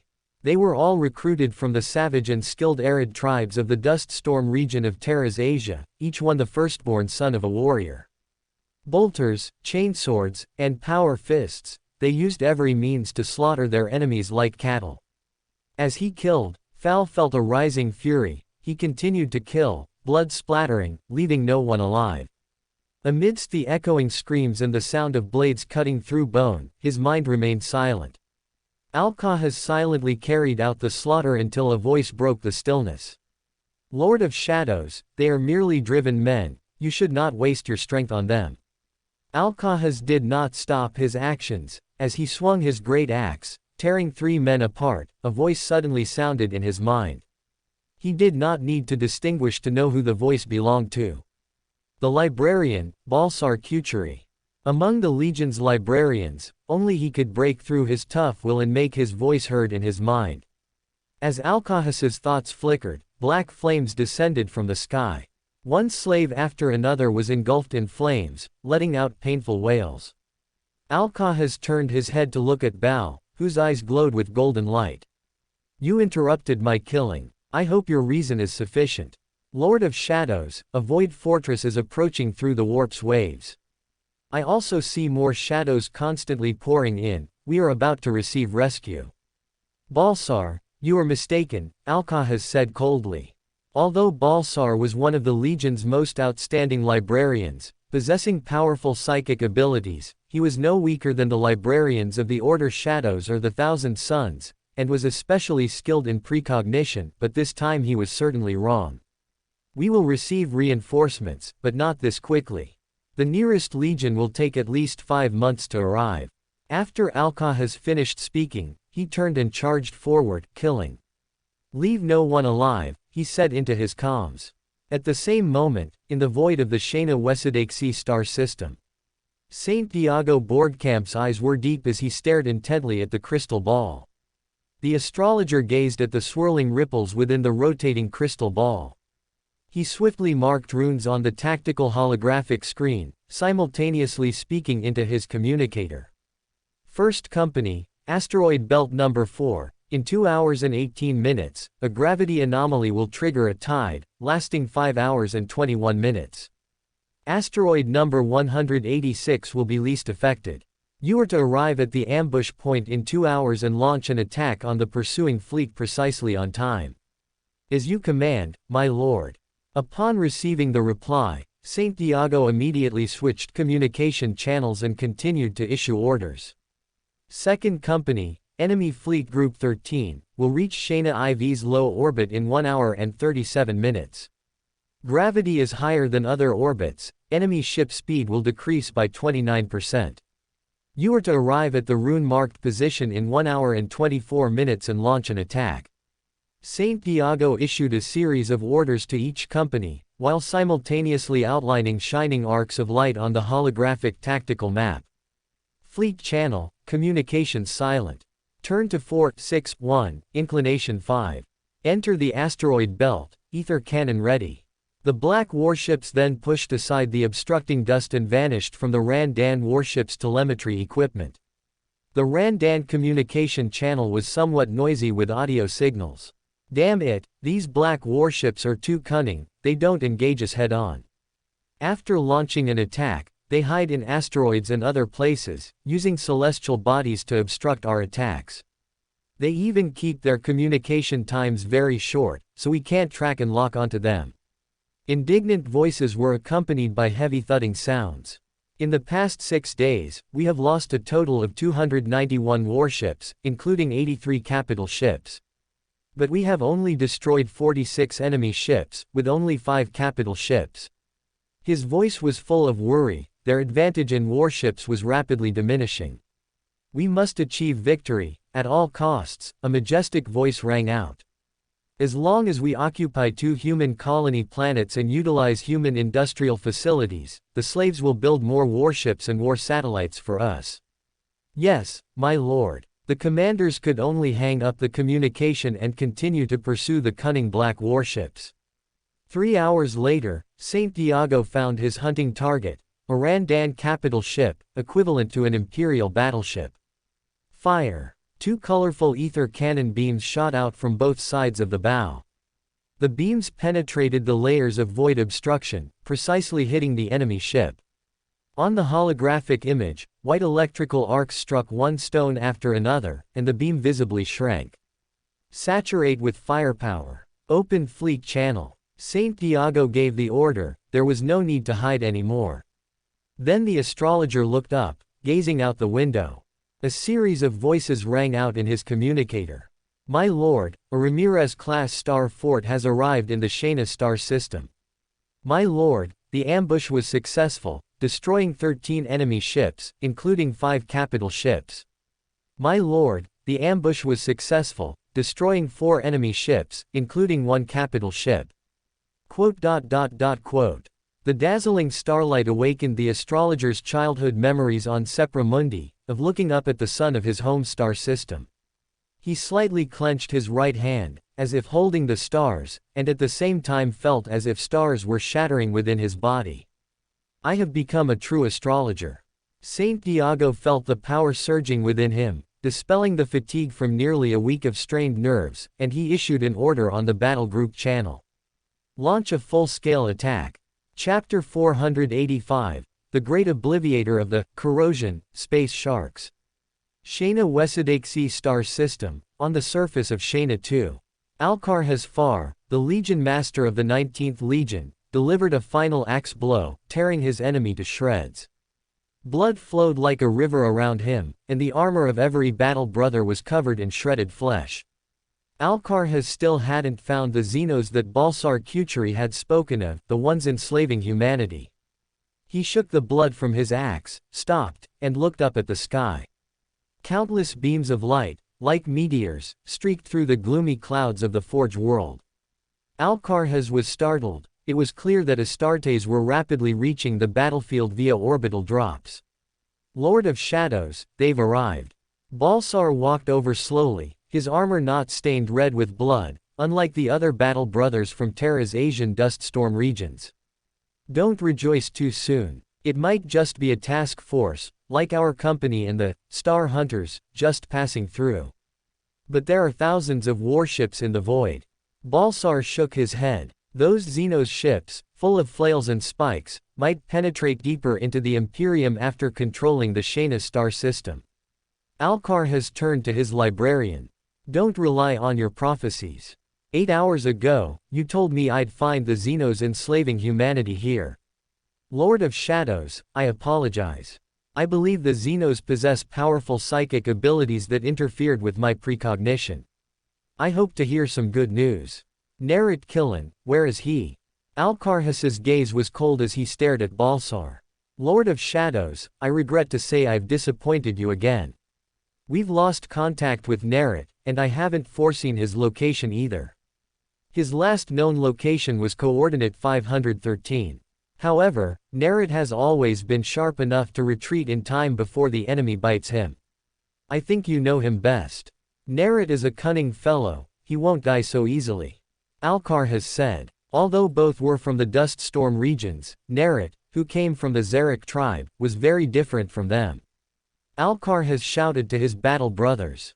Advance to coordinate 513, and kill every enemy of the Imperium we encounter. Whether they are Xenos or humans driven by them. Alcar soon admitted that Balsar's premonition was at least partially true. More and more drop pods rained down in successive waves from Shana's gloomy sky. This situation continued for 10 standard days before it ceased. Alcar realized that it wasn't just a task force, he had received reinforcements from the Legion. The Lord of Shadows agreed with his librarian's prophecy, the reinforcements and the enemy were battling across the entire world. Alcar did not stop. There was still no news from Nerit. He launched an attack on coordinate 504. By breaking through the slaves blocking their path, he could reach coordinate 513, where Nerit disappeared. Alcarhaz and his battle brother's armor had already turned dark red.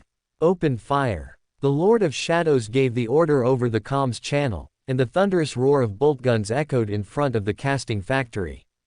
The whistling of rockets and the scorching roar of plasma beams tearing through the air, the bodies of the crowd exploded and scattered, and blood splattered like rain.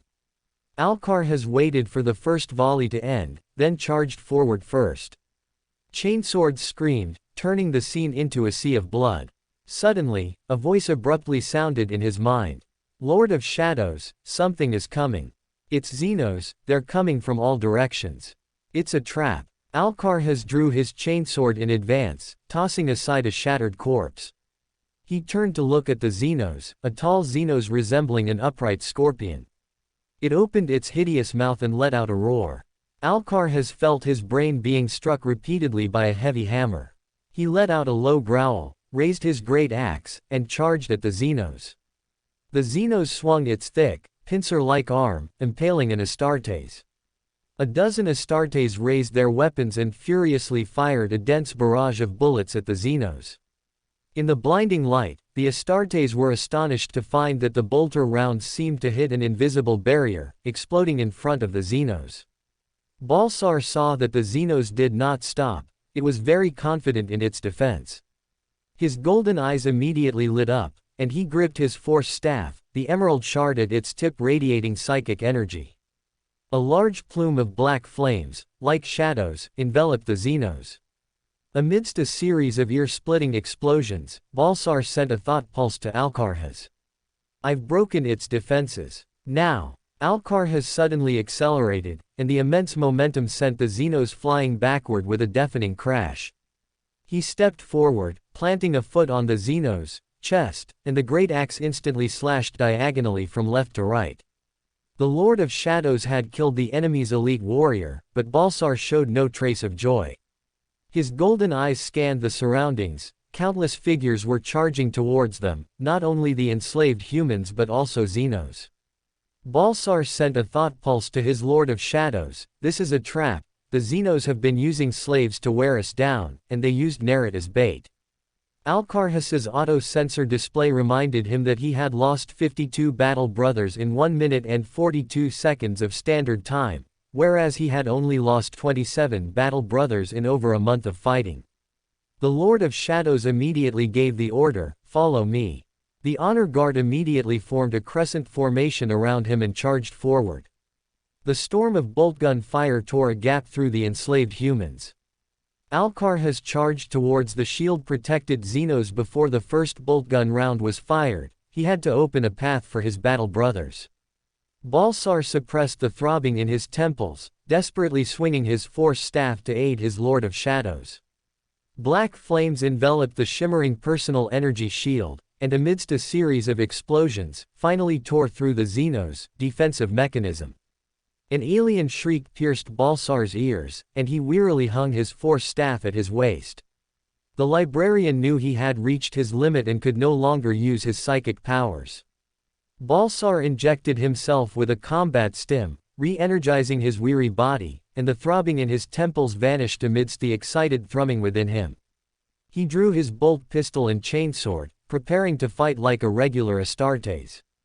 Balsar immediately proved useful. He noticed a battle brother had run out of ammunition and instantly fired a boltgun round to his right, forcing a Xenos to dodge. Alcarhaz noticed that more and more battle brothers were running out of ammunition. Their last resupply was a week ago at Forge Temple 15, but now it was heavily besieged, with terrifying creatures that tore apart titans and a massive army of human slaves preventing them from getting close. The casting factory had been completely abandoned. They could only find some parts inside to repair their melee weapons. Conserve ammunition, prevent enemies from approaching the flanks. The Lord of Shadows decided to lead his honor guard in a swift frontal assault. He opened his comms. Brothers, as the firstborn of our tribe, even before our ascension, we fought against much larger Indonesian tribes. After our ascension, we conquered Central Asia, ending the rule of the tyrant Karagan of Ursh. He forcefully slapped a runic inscription, "Do you remember? As soon as we left Terra, we reclaimed Europa from the Xenos." The Battle Brothers forcefully slapped their runic inscriptions, they had carried them as mementos ever since that brutal war. The Lord of Shadows swung his great axe, pointing forward. The Battle Brothers roared in unison, following the Lord of Shadows in a charge, chainswords roaring, power weapons glowing with blue light. Alcarhaz brutally slammed into a Randan overlord, letting its pincers strike his armor, and delivered fierce chop after fierce chop with his chainsword. His savage attacks shattered the overlord vaunted defenses, and with an ear-splitting shriek, the great axe slammed into the enemy's chest. The Lord of Shadows kicked the enemy away, only then receiving feedback from his auto-sensors. He had lost another 147 battle brothers, including 29 of his closest guard members. Only 218 still had ammunition. The Lord of Shadows' gaze was cold, he did not know how many more battle brothers would die on this journey. He roared, charging towards an overlord who had just torn a guard member to shreds with its double pincers. Suddenly, Alcarhaz felt a golden light flash overhead. That overlord was enveloped by a force and swept into the air, then its body was grotesquely twisted and broken into several pieces. Alcarhaz stared in astonishment at the black-armored giant in the sky, only snapping out of it when the figure landed before him. "Lord Ning Lu, Alcarhaz Far, Legion Master of the 19th Legion, salutes you." Ning Lu looked at Alcarhaz, whose armor was covered in dark red blood, his eyes flickering. "So it's you. The most tragic Legion Master." After the Primarchs returned, most of the previous Legion Masters became second in command, but Alcarhaz was the most disliked one in Ning Lu's memory. Not only was he not appointed to any position, but he was also sent to wander the outer reaches shortly after Corvus Corax's return. Alcarhaz later became the first chapter master of the Space Sharks, and was revered as the Great Obliviator by the Sharks. Open black lens bracket. However, this is precisely my opportunity for corrosion, close black lens bracket. Through continuous attempts, Ning Lu had learned that those with stronger wills and higher loyalty were more difficult to corrosion. Corrosion, a Kahan land, who regarded Huang Laohan as the Omniscia, took far more time and effort than Ryan Ramirez and others. Even within the Nation of Disorder, it was the same. Hather Mayat, in the future, betrayed Magnus and collaborated with the Zinch Greater Demon Kairos to avoid dying from flesh mutation, making him susceptible to corruption. Slaughter, as an Aeldari Season, had a resolute will, having walked many paths. Through the esoteric order's power of foresight, he viewed humanity as an inferior species that should be destroyed, and thus could not be corrosion. Not everyone in the esoteric order initially wanted to destroy humanity. In the Terra era, they tried to guide humanity to develop according to their will, but failed. Only Slaughter believed from the very beginning that humanity should be destroyed. Ning Lu thus drew a conclusion: the target of corrosion itself must meet certain conditions for corruption to succeed. Either they were not loyal enough to begin with, or an opportunity could be found. Akahan was a typical example. Although he regarded Huang Laohan as the Omniscia, he could show him the miracle of recovering the Void Claw. Undoubtedly, the future Great Obliviator of the Space Sharks was such a suitable target. Corax had not yet returned, and the future Alcarhaz was also out of favor. Corax, since you don't think highly of Alcarhaz and other Terra descendants, I might as well take care of your offspring for you. The Corruption Baron stared at Alcarhaz Far, stay by my side. Chapter 486, The Opportunity to Corrupt the Ash Claws. Ning Lu drew Val's sword and strode forward. He saw a librarian with golden hair and a resolute face, attacking with a boltgun and a chainsword. Ning Lu felt a sense of familiarity upon seeing this figure. The Gene Seed Primarch's superhuman brain spun rapidly, and in an instant, he recognized the librarian, Balthasar Kuthari. Because Balthasar's appearance, with his bald head and weathered face, differed from Ning Lu's most common memory of him, Ning Lu did not recognize him immediately. A flash of blue-white light cut through a Randan Overlord personal energy shield, and with a swift slash, he ended the enemy's life. Alcar-Hasfar's eyes flashed. The alien he had been fighting so fiercely was easily slain by the Gene-Seed Primarch. Ning Lu rushed towards Balthasar, his mind racing through the latter's information. Another unfortunate soul. Ning Lu remembered that after the Nikaya Council, Corvus Corax disbanded the librarian department. Balthasar was one of the few Raven Guard who survived the drop site massacre, and he served as librarian in the rebuilt librarian department. But good times didn't last. The librarian department was disbanded again, and Corax decided to send them to Terra. However, at Balthasar's request, the librarian remained with the Legion, and as a price, he was sent to Terra. At the Primarch's insistence, Balthasar swore never to use psychic powers until he met Mikado. Along the way, Mikado, to test the candidate's will and self-control, ordered the custodian guard to attack. Balthasar obeyed Corax's command, restraining his urge to use psychic powers. Noritz, a captain of the Imperial Fists, had fought alongside him for a long time, forging a deep friendship. He followed Balthasar in his escape but was mercilessly killed by the custodian guard. An enraged Balthasar wanted to avenge his close friend. Before he could use powerful psychic abilities to kill the custodian guard, he recalled his oath and ultimately surrendered. Balthasar passed Mikado's test. The hand imprinter demanded that he forgive the test he had set. Mikado apologized to him, saying he would learn from this mistake that led to Noritz's death. Balthasar reluctantly accepted his close friend as a sacrifice for the test. As one of the founding Grand Masters of the Grey Knights, he gained even greater psychic power, but he could never forget his friend's death. He changed his name to Organ but could not forget his guilt towards Noritz. His face grew increasingly aged, and he endured inner torment for the rest of his life. Balthasar witnessed his close friend's death yet still adhered to his oath to Corax. His willpower and loyalty are very high. Corrupting him would be much harder than Alcar's. But it's not entirely impossible. Balthasar gave up his loyalty to Corax at Mikado's request, which means he can be changed, but there needs to be a sufficient reason. It's worth a try, but he shouldn't be the primary target. As Ning Lu pondered, his steps did not falter. Neither Randan warriors nor overlords slowed him down. In an instant, he had cut a path and arrived before Balthasar. Lord Ning Lu. Balthasar had never seen his Gene father. He had only seen the Gene-Seed Primarch commanding the 19th Legion, Horus Lupercal. He noticed that the Lord King was slightly taller than the Wolf God. Balthasar's gaze met the dark eyes, and he felt completely seen through, not just his present, but also his future. His clear mind suddenly froze, as if ensnared by a spiderweb. He only snapped back to attention when a majestic voice sounded in his ear, after an unknown period.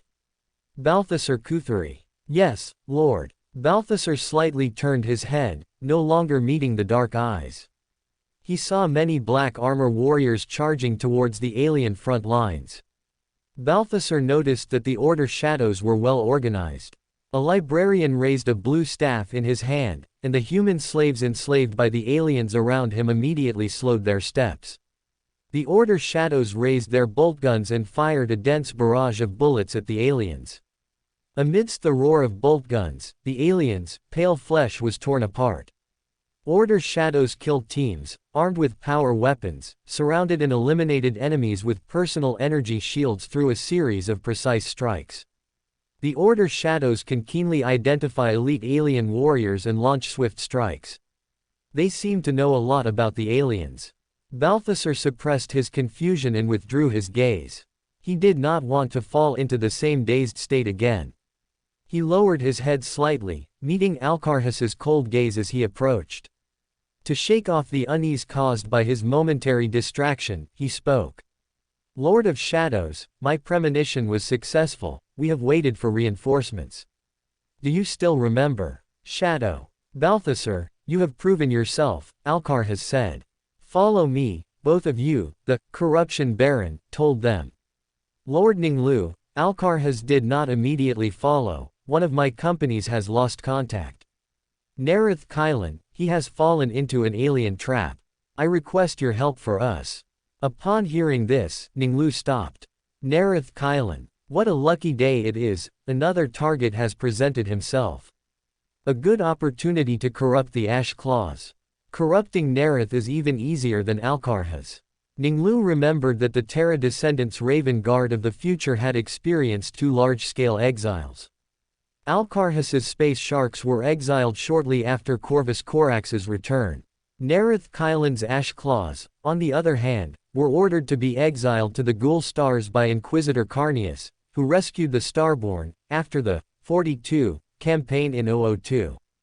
M31. Afterward, Nerith declared that his Ash Claws were loyal neither to the Imperium nor to Horus Lupercal. Nerith followed Corax for over 80 years, yet he never achieved absolute loyalty. Corax also always disliked his 18th Legion, the Ash Claws. I might as well take the trouble to look after Corax's offspring. Both the Space Sharks and the Ash Claws will have a bright future. Among the targets Ning Lu could think of for corruption, the most numerous were the Space Sharks and the Ash Claws. He hadn't expected to encounter both Alcarhas and Nerith on Shayna. Thinking of this, he immediately said, "I will go to the rescue immediately. Connect to my communication network and send the coordinates."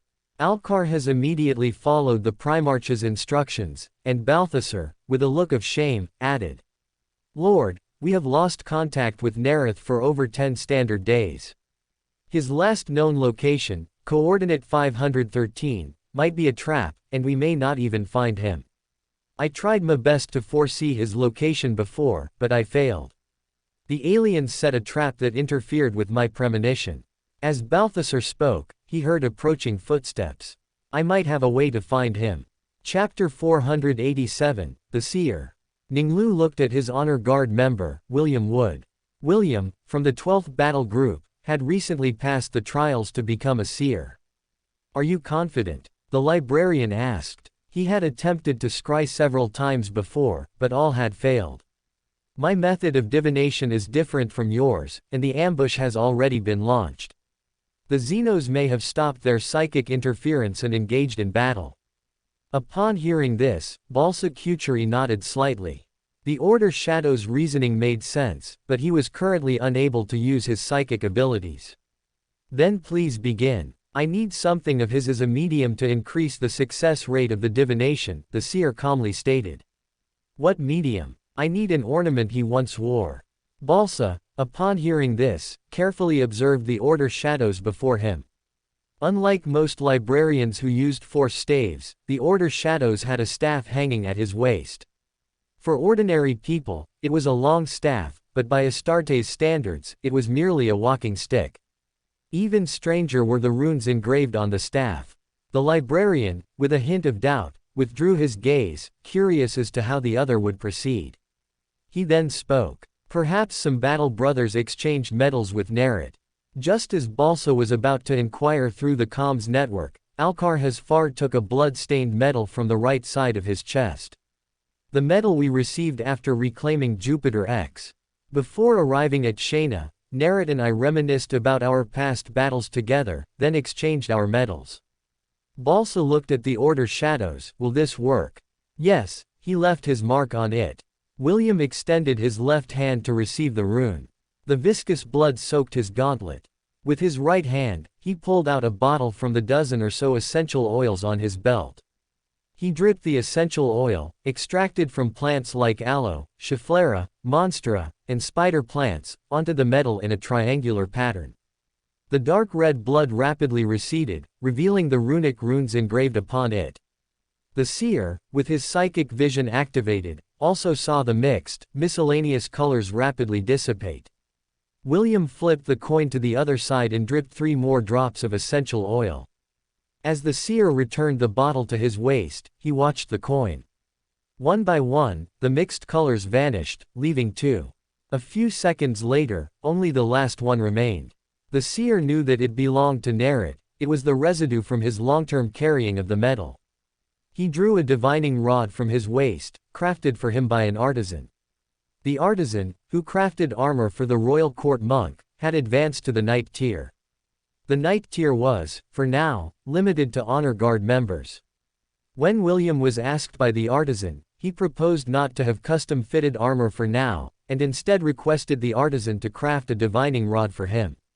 Before mastering the power bestowed by the Gene Father, he did not want to waste this opportunity.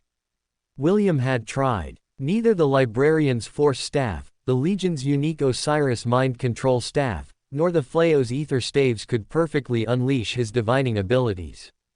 The artisan fulfilled his request, forging him a perfect divining rod. William drew his divining rod and pressed a rune. With a hum, 3 crystal-thin plates sprang from the staff's head. He aimed the divining rod at the metal.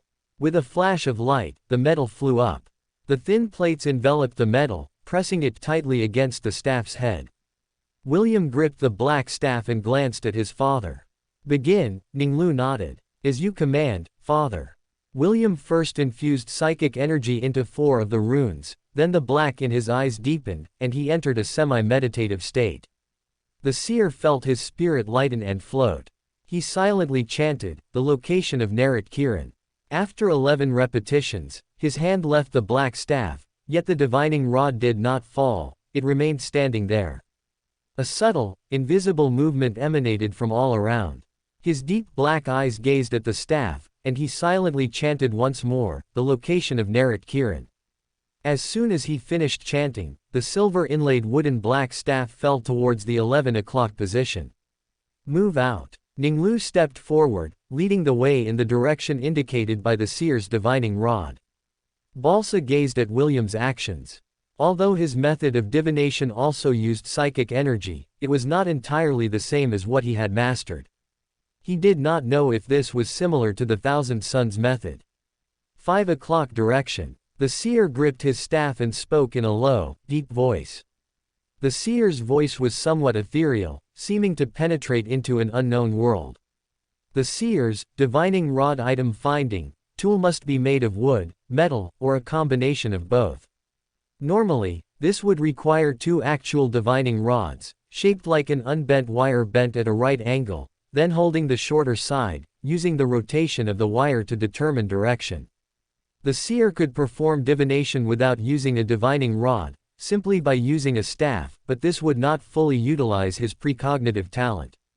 The divining rod designed by the artisan for William primarily relied on Beander abilities, and he also drew upon his psychic energy. The squad moved quickly. The 19th Legion warriors, resupplied with ammunition, followed the Gene Seed Primarch and his honor guard in the direction indicated by the seer. The seer used divining rod item finding to correct the direction. The direction in which the divining rod fell was the direction obtained by divination. At the same time, Foundry 250 on Shayna. Narit led his company, moving through the colossal furnaces where the fires had long since died out. He had been preparing for this hunt for a long time. After discovering the neural collars, he decided to pursue the Xenos who had enslaved them. Narit cared nothing for the lives of those who betrayed their own kind. Whether it was their will or not, they were merely traitors. He simply wanted to track down the Xenos behind it all and eliminate them. This was a more effective method. To accomplish this hunt, he had silenced the comms channel, cutting off contact with the Shadow Lord. Although Narit respected Alcarhaz and considered him a great warrior leader, their tactical philosophies had significant differences. Under the command of Lord Horus, the Shadow Lord had fully reawakened the barbaric combat customs from before their ascension. They would slaughter every enemy they encountered. Narit and the other Terra descendants, however, adhered to a different approach. Identify the target, strike, retreat before the enemy could counterattack, and then strike again. That was their philosophy. Narit and the Shadow Lord had many conversations. They respected each other but could never reach a consensus. To ease their differences, they exchanged medals commemorating the great victory at Jupiter X. Narit gently stroked the medal on his chest, which was unstained by even a drop of blood, and thought to himself, "Shadow Lord, this time, I will surely prove it to you." Narit looked ahead. He saw upright scorpion-like creatures, their 4 crimson eyes turning in his direction. There was no hiding, nor was there any need to hide anymore. He opened his company's comms channel, intending to break the comms silence and issue a combat order. A rustling sound made Narit feel uneasy. He whispered, "Attack!" A rustling sound was his only reply. Nerit felt a shadow fall over him. Shayna too had a comms station. Loss of comms connection likely meant enemy interference. Comms interference meant the Xenos might have discovered them. This was a trap. Nerit abruptly raised his bolt pistol and pulled the trigger. The surrounding guard members, a breath later, followed their captain's lead and attacked. The company's battle brothers followed suit in the next few breaths. They did not solely rely on the comms system, having grown accustomed to various special situations in past battles.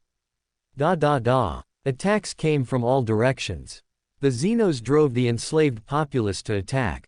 They were surrounded. It was indeed a trap. Nerit immediately gave tactical hand signals to his 3 lieutenants, retreat. The lieutenants turned, attacking to the sides and rear, searching for weak points in the encirclement. Nerit, leading the honor guard, attacked the target. He intended both to attempt to hunt the Xenos leader and to draw the enemy's attention, creating an opportunity for the company to retreat. Chapter 488, Nerit Kirin, There's Another One.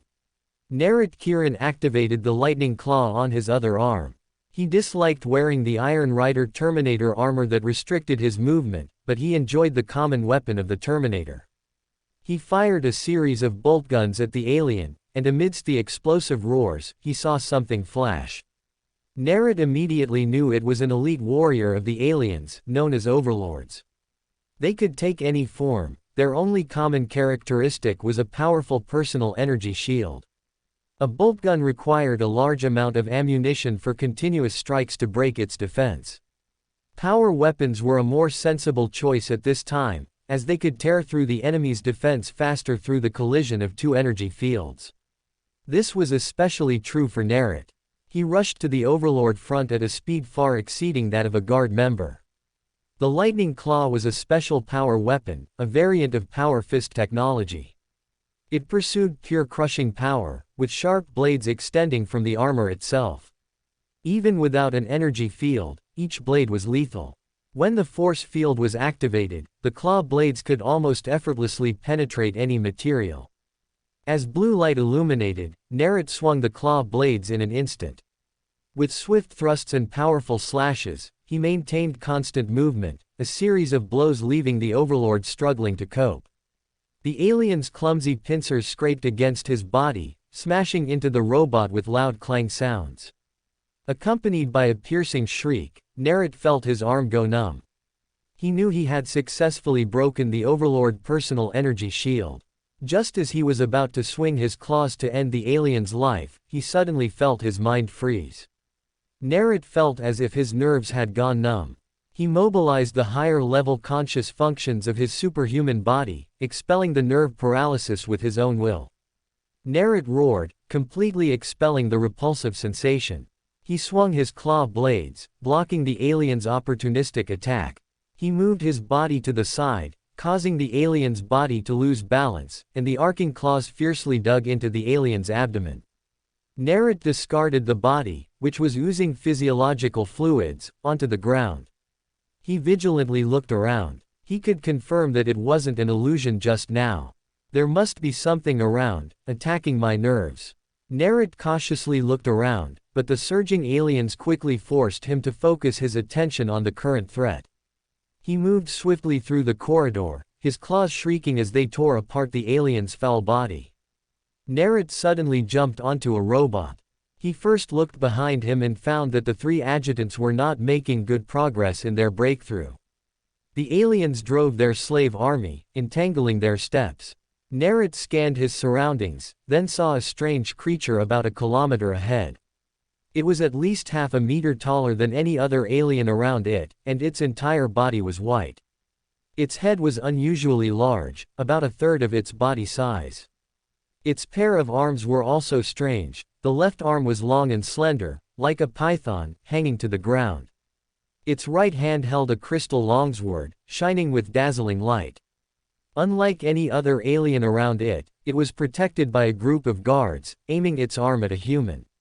Accompanied by a scream, the person kneeling on the ground fell like rotten fruit. Nerit saw it raise its left arm and point at him. He suddenly felt as if he had been struck by a heavy hammer. his body swayed, and he fell off the robot. I found the target. He must be the leader of the aliens. It's highly likely that he just used some method to affect me. Nerit's expression suddenly changed. He felt his brain uncontrollably slow down. At the same time, his attempt to control his body to land in a combat stance and respond to the next attack was also affected. It was as if something had invaded his brain, affecting the transmission of his will to his body. Nerit's body fell helplessly. He stiffly watched as two guard members ran towards him. He saw them suddenly stop and kneel on the ground. Here it comes again. He not only can affect me, but also affects other battle brothers. Nerit watched as an alien ferociously tore apart the two guard members with its claws. His eyes were stained red with blood, and his heart was filled with sorrow. Flames of anger ignited in Nerit's eyes as he roared in his heart. I must kill him, only then can my company break through. Alien, I will not yield. Nerit suddenly felt that he had regained control of his body. He fiercely plunged his lightning claw into the alien's head, avenging his guard. Upon landing, he immediately charged in the direction of the alien. Thousands of sharp barbs quickly flashed through his mind, causing Nerit's head to buzz. Nerit did not stop. Nothing could stop him. The Brain Eater's red line, piercing its head, glowed with a dangerous light. Its recessed intersection firmly locked onto the figure charging towards him. He was astonished by the opponent's speed. He had been at the center of the attack, most deeply and severely affected by the neurotoxin. He should have suffered hundreds of thousands of neural torments, yet he did not fall like the other enemies following him. When the target indicator on Nerit's auger box showed only 100 meters left, he suddenly felt his skin being bitten by countless insects. The effects of the neurotoxin spread from his brain to his body. Nerit's body swayed slightly. The alien lunged ferociously, swinging its claws and tearing open his Mark II Crusade pattern power armor. Nerit's eyes were cold. He cast aside the dual torment of mind and body, letting will and adrenaline drive his body to swing the claw blades. Nerit discovered that he could swing the lightning claw so quickly, faster than at any other time. In an instant, before other aliens could surround him, he had already torn through the personal energy shield. Nerit punched, smashing the skull of another alien. Fists and claws complemented each other, continuously killing the aliens that came to their deaths. When the distance was only 10 meters, Nerit charged, swinging his claw at the white-bodied alien. Clang, clang, clang. The lightning claw collided with the crystal sword, emitting a series of harsh clanging sounds.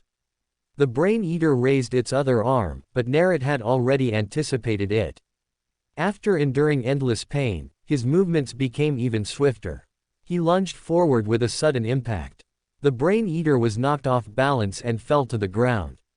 Energy streams raged into Nerit's armor, electrifying his hair until it stood on end, pressing against his helmet. Blood gushed from Nerit's mouth, soaking the breathing grills. Nerit seemed oblivious. He carried the alien's body, rolling on the ground, swinging his arm like a beast. The Brain Eater's curved arm slammed down heavily. The psychic force field tore apart the power armor, making a dull thud. Nerit's broad back visibly caved in. The Luraman's organ was activated, releasing cells into the bloodstream, which then attached to white blood cells in the blood, and finally were transported to the wound. Nerit's body continued to act according to his will. He swung his right arm, and the claw blades dug into the alien's body. The Brain Eater's movements stopped, and foul pus splattered all over Nerit's body. Nerit took a deep breath. His body, tired, supported itself with his left arm on the ground, and he shakily stood up. He assessed his condition. His armor was shattered, the wound on his back had scabbed over, but his internal organs were damaged by the heavy blow. Nerit knew that the Luraman's organ could only help him so much. He no longer had his usual combat strength. Fortunately, that imperceptible attack had stopped. Neither his body nor his brain felt that sensation anymore. The surrounding aliens, after a moment of stunned silence, scattered and fled. He had clearly killed the alien leader. Nerit stepped forward, running towards the guard, and at the same time caught up with an alien. He swung his arm, tearing its body apart with his lightning claw. Just as Nerit was about to continue moving forward, he suddenly felt a buzzing sound in his brain, as if thousands of bees had rushed in. There's another one. Nerit quickly turned around. He twisted his head and saw a white figure, identical to the one he had just killed. Nerit's expression changed. In his current state, he couldn't possibly deal with such a powerful enemy again. Retreat! He shouted loudly to the guard. Nerit drew his bolt pistol, firing at the alien as he retreated. As he fled in disarray, he suddenly heard a loud boom. Nerit looked in the direction of the sound, only to see a dazzling golden light. Chapter 489, The Shadow Ascetic. Guided by the seer, Ning Lu located Forge Temple 250. To ensure the plan to corrupt the Ashen Claws went smoothly, he temporarily set aside the other two targets of corruption, Alcar-Hasfar and Balsa-Kuturi. Overlooking the Forge Temple, the battle between the 19th Legion and the Randan Xenos was fully visible. The Gene Seed Primarch's superhuman brain quickly assessed the situation of both sides and analyzed the intelligence he needed. The Brain Eater that had been killed, its armor shattered, must have been Nerit Kiran. Nerit narrowed his eyes, trying his best to filter out the interference of the golden light and focus his vision. He saw a figure in black armor with golden wings spread behind him.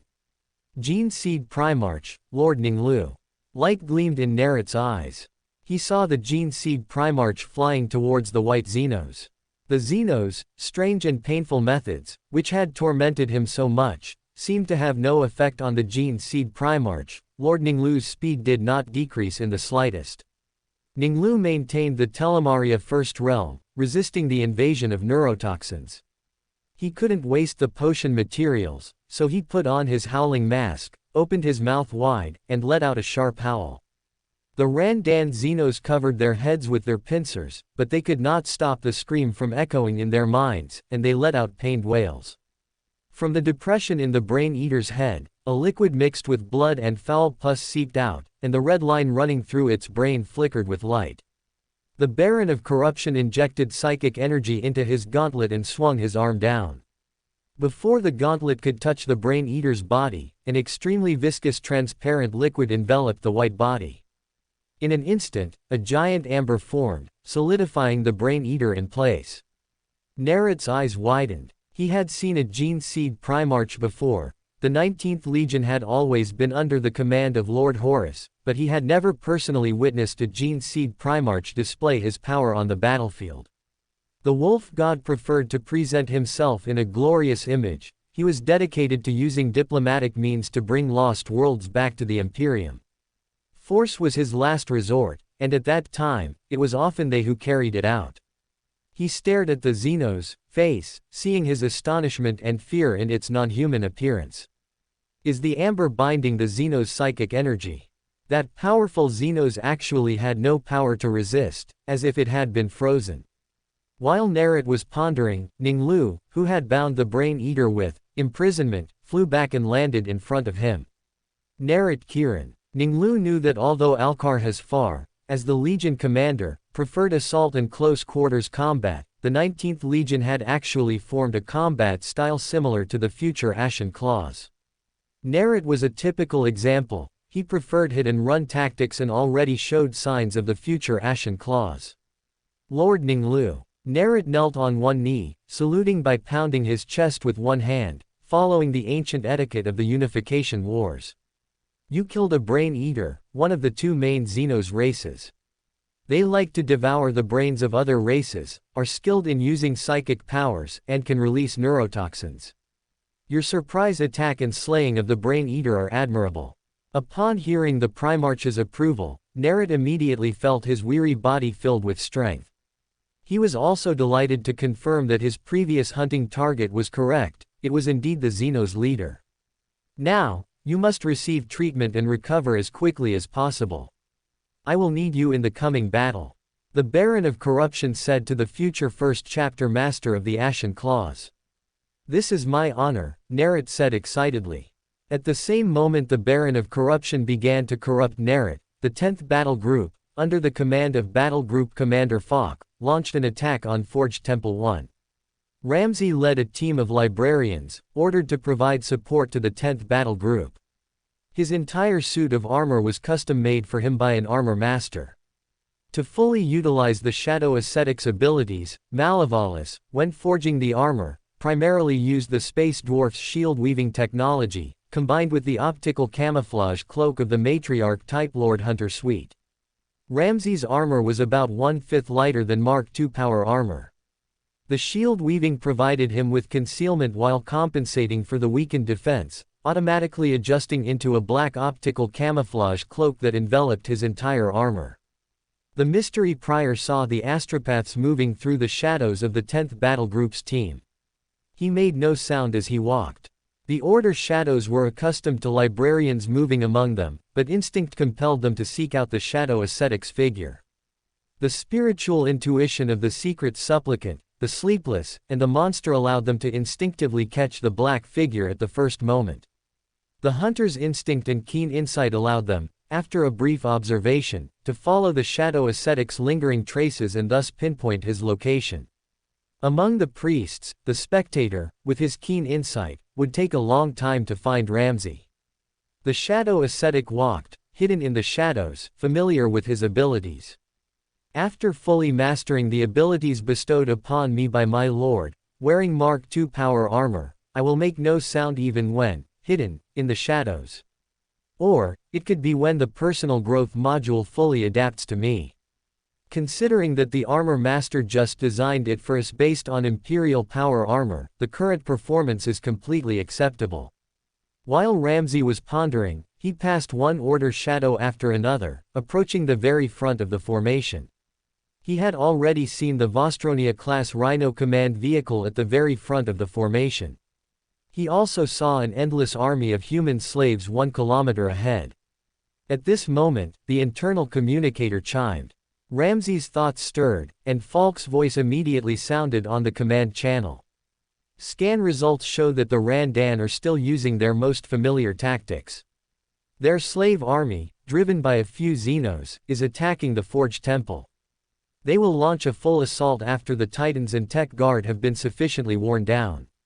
Our mission has 2 parts: kill the Randan commander and break through the encirclement, prompting the Mechanicus to reactivate the surrounding Forged Temples. After Falk clarified the combat mission to the captains, lieutenants, priests, librarians, tech sergeants, apothecaries, and royal court monk, he began to assign tasks. Ramsey, your librarians are to attack immediately and weaken the Xenos, slave army as much as possible. Priests, fulfill your duties. Ramsey switched communication channels and spoke to the librarians. Mind controllers, move out. Immediately, 150 psychic users of the mind discipline quickly stepped forward, coming between the armored vehicles. They formed teams of 10, with an astropaths at the center, and in an instant, through a psychic link, coalesced into a single entity. The astropaths then, in another instant, formed an even larger network. Immediately, they all swung their blue Osiris mind control staffs. Through their etheric vision, and in the warp vision of the Order shadows, both saw blue light enveloping the front. Among the swarming slave army, countless figures immediately stopped moving. Feedback runes flickered in the divination box, then were uploaded to the tactical network. A yellow area lit up in the Vostronia-class Rhino command vehicle's tactical network. Falk waited for the data flood to subside, then checked the result, 50,924. His gauntlet tapped rapidly, marking an area 3.6 kilometers wide. The Gabriel Predator bypassed the marked area, its twin-linked assault cannons roaring open fire. At the same moment the 10th Battle Group launched its attack, Ramsey went straight forward, listening to 2 behemoths fighting ahead. The sounds in his ears were faint, he could only vaguely hear heavy footsteps and continuous explosions. The earthquake-like sounds reminded Ramsey of Titans in battle. Ramsey secretly wondered, a Titan guarding the Forged Temple. What is it fighting? Chapter 490, Bone Eater destroys Titan. Shadow ascetics moved among the human slaves, and the struggle for their minds between nerve collars and mind control power played out in their hearts. A small number of people followed the librarians' orders, orderly turning and walking out of the ranks, gathering together. Most stood frozen in place, their eyes bewildered. A very few were enslaved by the nerve collars, continuing forward. An alien covered in tentacles waved its arms at the surrounding slaves, roaring in anger. Seeing no reaction from them, the alien's 6 arms each wrapped around a slave, lifting them high. With the sound of bones shattering, he dropped the strangled human slaves. Ramsay quickened his pace, each step falling into the shadows of the human slaves. A moment later, he appeared 2 meters behind the alien. The shadow ascetic's psychic energy spread out, touching the alien's shadow. The shadow obeyed his will, rapidly being shaped into a black panther. The shadow shaping panther leapt up, its sharp claws reaching for the alien's fat neck. With a bang, the black panther seemed to hit an invisible wall and was immediately bounced back. The alien turned sharply, a hint of surprise flashing in its eyes upon seeing the black panther. How did a black creature suddenly appear? It's also an overlord. While the shadow ascetic pondered, he moved through the shadows, circling behind the alien. He spread more psychic energy, touching the overlord shadow. The alien extended a tentacle, wrapping it around the black panther, and immediately felt a chill throughout its body. Just as it was frozen stiff, a sharp blade cut through the air, striking its back. The crackling explosion of energy collision sounded, and the alien tried to turn, searching for its enemy. But the waves of cold emanating from the tentacle made its body tremble. The alien endured the cold, using 2 other tentacles to grasp the black panther's body, exerting force together to crush it. Black pus splattered, and its 6 tentacles were covered in viscous fluid. The alien felt its body grow colder, as if it had been thrown into ice. Its body trembled, and its turning motion was slow. The shadow ascetic's psychic energy wrapped around the blade, slashing left and right, continuously attacking the personal energy shield. The alien's body had only turned 60 degrees when, accompanied by a piercing explosion, the overlord personal energy shield was shattered. The alien's tentacles rapidly extended backward, trying to stop the enemy's attack. The next instant, its blood began to boil, as if injected with a stimulant. I must know what is attacking me. The alien turned sharply, its body spinning rapidly like a windmill, completing dozens of rotations in an instant. The librarian, in the shadows, watched the alien, which he had injected with bio-psychic power, its blood boiling. After the alien completed its 25th rotation, its speed finally slowed down, and it panted heavily, feeling weak all over. I must find it. It lost consciousness in unwillingness, falling to the ground. The shadow ascetic felt as if the coffee he had drunk was dissolving within him. He swiftly moved through the shadows, passing through the slave army's front line faster than armored vehicles taking a detour. Ramsay saw alien after alien, but his gaze did not linger on them for a moment.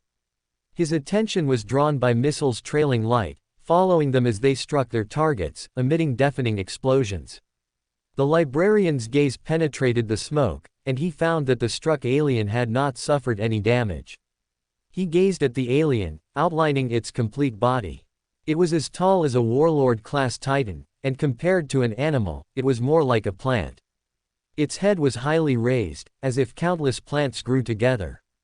Its body tapered from top to bottom, like the wrapping of a bouquet. Its arms were composed of dense branches, encasing strange weapons that spewed dazzling energy beams, striking the titan's void shield.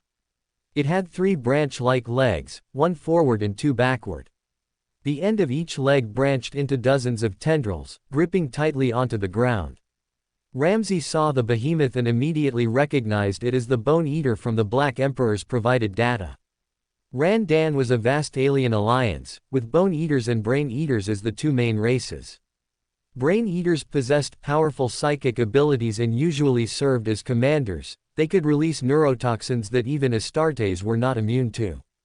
Bone Eaters possessed powerful combat capabilities, even stronger than Titans. Although Ramsay had never doubted the Black Emperor's words, he couldn't imagine a creature possessing combat capabilities comparable to a Titan. He had once thought that only a gene seed Primarch could possess such combat power, but now seeing the Bone Eater, he truly saw a creature as massive as a titan. Ramsay gazed at the only machinery on the Bone Eater. The energy beams it spewed even suppressed the titan's firepower. It was a strange mechanical weapon, with a mechanical eye larger than a human, covered in dense alien runes. The two barrels actually grew sharp horns, making him suspect it was a hybrid creation of machinery and biology. Ramsay ascended to Magnus's first layer of mind, calming his shocked emotions, clearing his thoughts, and analyzing the battle. Ramsay disregarded the stunning attacks released by the Titan and the Bone Eater. The Titan's missiles struck the Bone Eater's energy shield, and the energy beams struck the Void shield. He couldn't simply judge who had the advantage from the attacks. He had to consider other factors to draw a conclusion. After eliminating distractions, Ramsay immediately found the key factor. He noticed that the Bone Eater was constantly advancing. The Titan was continuously changing positions, trying to use the surrounding forges to defend against attacks and increase the distance from the Bone Eater. Ramsay immediately drew a conclusion, thinking to himself, "Indeed, as my lord said, most Titans' combat power is inferior to that of a Bone Eater." He immediately opened his communicator and sent a message to Falk. "Lord, I've discovered a Randan Bone Eater has appeared. Shayna's Titan will be destroyed by it shortly." "What?" Falk exclaimed, "are you sure?" "Confirmed, I'll send you the coordinates." Ramsay's divining box captured the location coordinates and immediately transmitted them to the tactical network. As soon as the communication disconnected, Ramsay saw the plants on the Bone Eater's head sway, as if blown by the wind. The extremely bright light stung the Order Shadow's eyes, causing him to squint slightly. Rumble. Amidst the deafening explosion, the ground trembled violently, and superheated mechanical fragments and armored debris pierced through one forge after another. The Order Shadows waited until his eyes adjusted, then quickly looked at the Titan. He found that the Titan could no longer move, its power system clearly destroyed. The Titan did not give up attacking. Missiles roared continuously, and scorching beams roared as they attacked the Bone Eater. Boom! Ramsay saw a missile trailing light, striking the Bone Eater's head. The massive body swayed, and dozens of dark branches fell like arrows, smashing among the Randan aliens. Bang, bang, bang. In a series of shattering personal energy shields, more than a dozen overlords were immediately impaled by the plants. The Titan broke through the personal energy shield. Ramsay thought with surprise. As soon as this thought arose, he suddenly heard an earth-shattering roar. Ramsay looked up, and his eyes were immediately filled with light. He lost his vision. Accompanied by a colossal explosion, his ears rang and vibrated. Several seconds later, the Order Shadows recovered. He looked at the battlefield and found the massive Titan blown to pieces. He could only vaguely make out its legs. Ramsay sighed inwardly. The Bone Eater destroyed the Titan. His ears twitched, and he heard the roar of an engine. Chapter 491, Shadow Shaping. The Tech Guard watched in horror and despair from between the forges as the god machine was destroyed by the monstrous creatures, collapsing like mountains. They couldn't believe the god machine could be destroyed, unless they were in a nightmare. This was a nightmare that made them want to wake up immediately. They raised their weapons and fired at the monsters, hoping to break the ridiculous illusion. The Bone Eater, its head shrouded in black, was enraged and contemptuously shot dense beams of light at the insects. The light slammed into the forges used as cover, instantly vaporizing them. The rising mist made the fleshy parts of the Tech Guard feel as if they had fallen into a furnace. Not far away, Ramsay, hidden in the shadows of human slaves, looked back and saw industrial dust blowing in the wind. Falk's Vostronia-class Rhino command vehicle pierced through the sand curtain and sped towards them. Dozens of armored vehicles followed their lord, racing down the highway, firing a dense barrage at the enemies blocking their way. The communicator buzzed, and when Ramsay answered, Falk's voice came through. "Librarian, report the situation. The Titan has broken through the Bone Eater's energy shield, and it's not expected to restart anytime soon." Ramsay said, his eyes deep, his biopsychic energy spreading towards the towering behemoth. After receiving feedback, he continued, "The Bone Eater sustained minor injuries, but they are not significant." After a few seconds of silence on the communication channel, Fox said resolutely, "We cannot waste this opportunity. Target the Bone Eater, attack." The Vostronia-class rhinos and Gabriel Predators simultaneously rotated their cannons and aimed at the Bone Eater. The cannons roared, and the spitting flames swept the Bone Eater's body into green mist, with shattered branches raining down. The Bone Eater let out a painful groan, abandoning the insects, turning its body, and pointing its arms at the black armored vehicles. The black armored formation scattered, evading attacks by swerving left and right.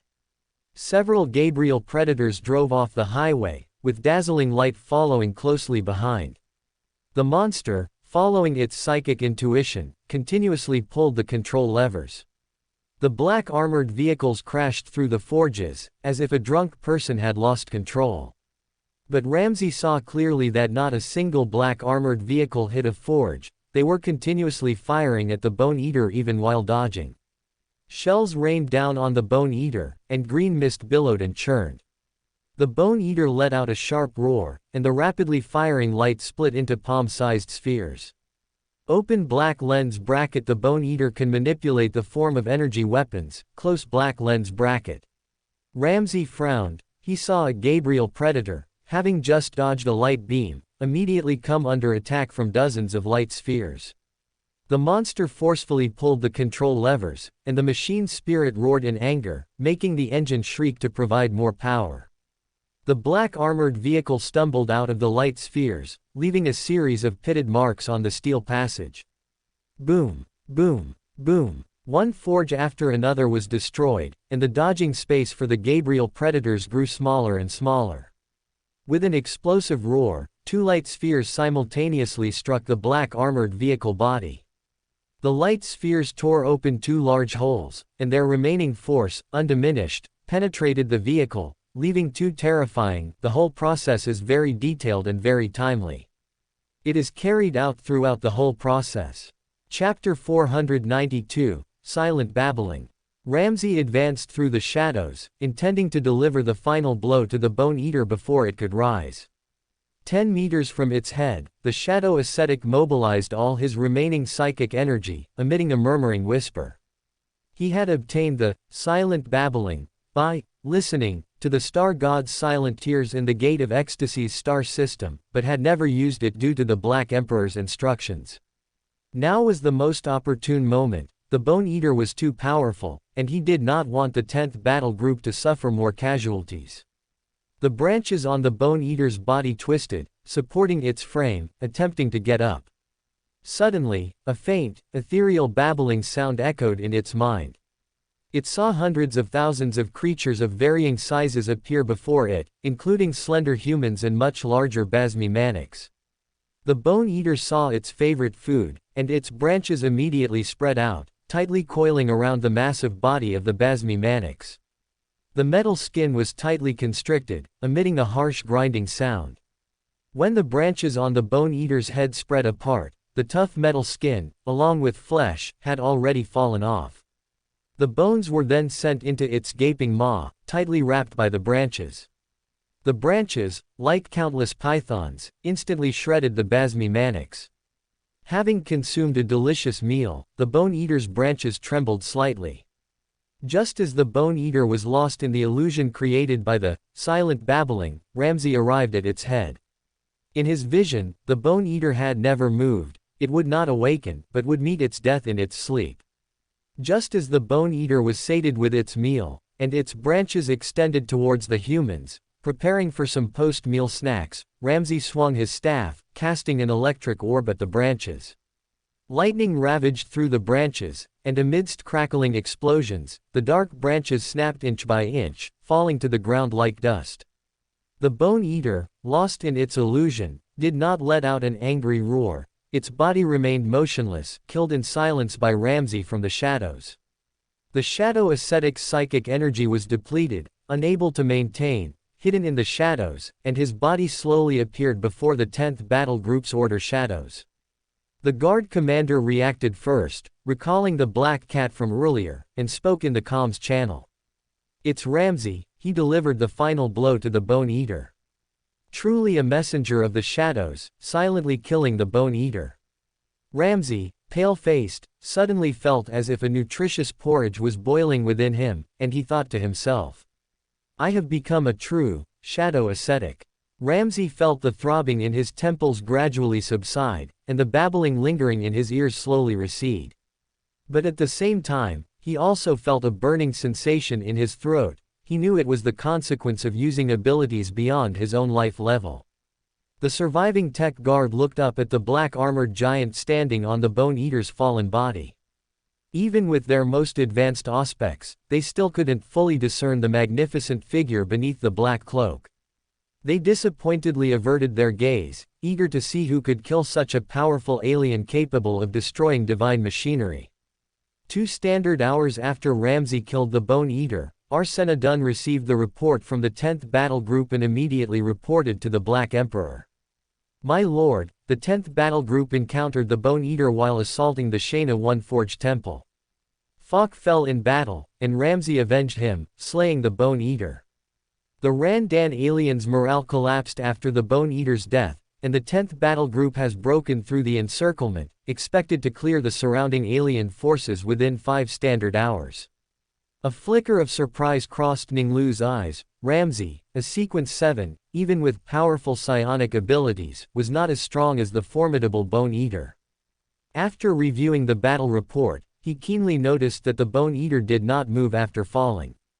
Ramsay must have used silent babbling, although his psychic energy couldn't unleash the full power of an ability derived from a star god. It could plunge the heavily wounded Bone Eater into a dream. As Ning Lu pondered, the silver-haired original body servant reminded him with some concern.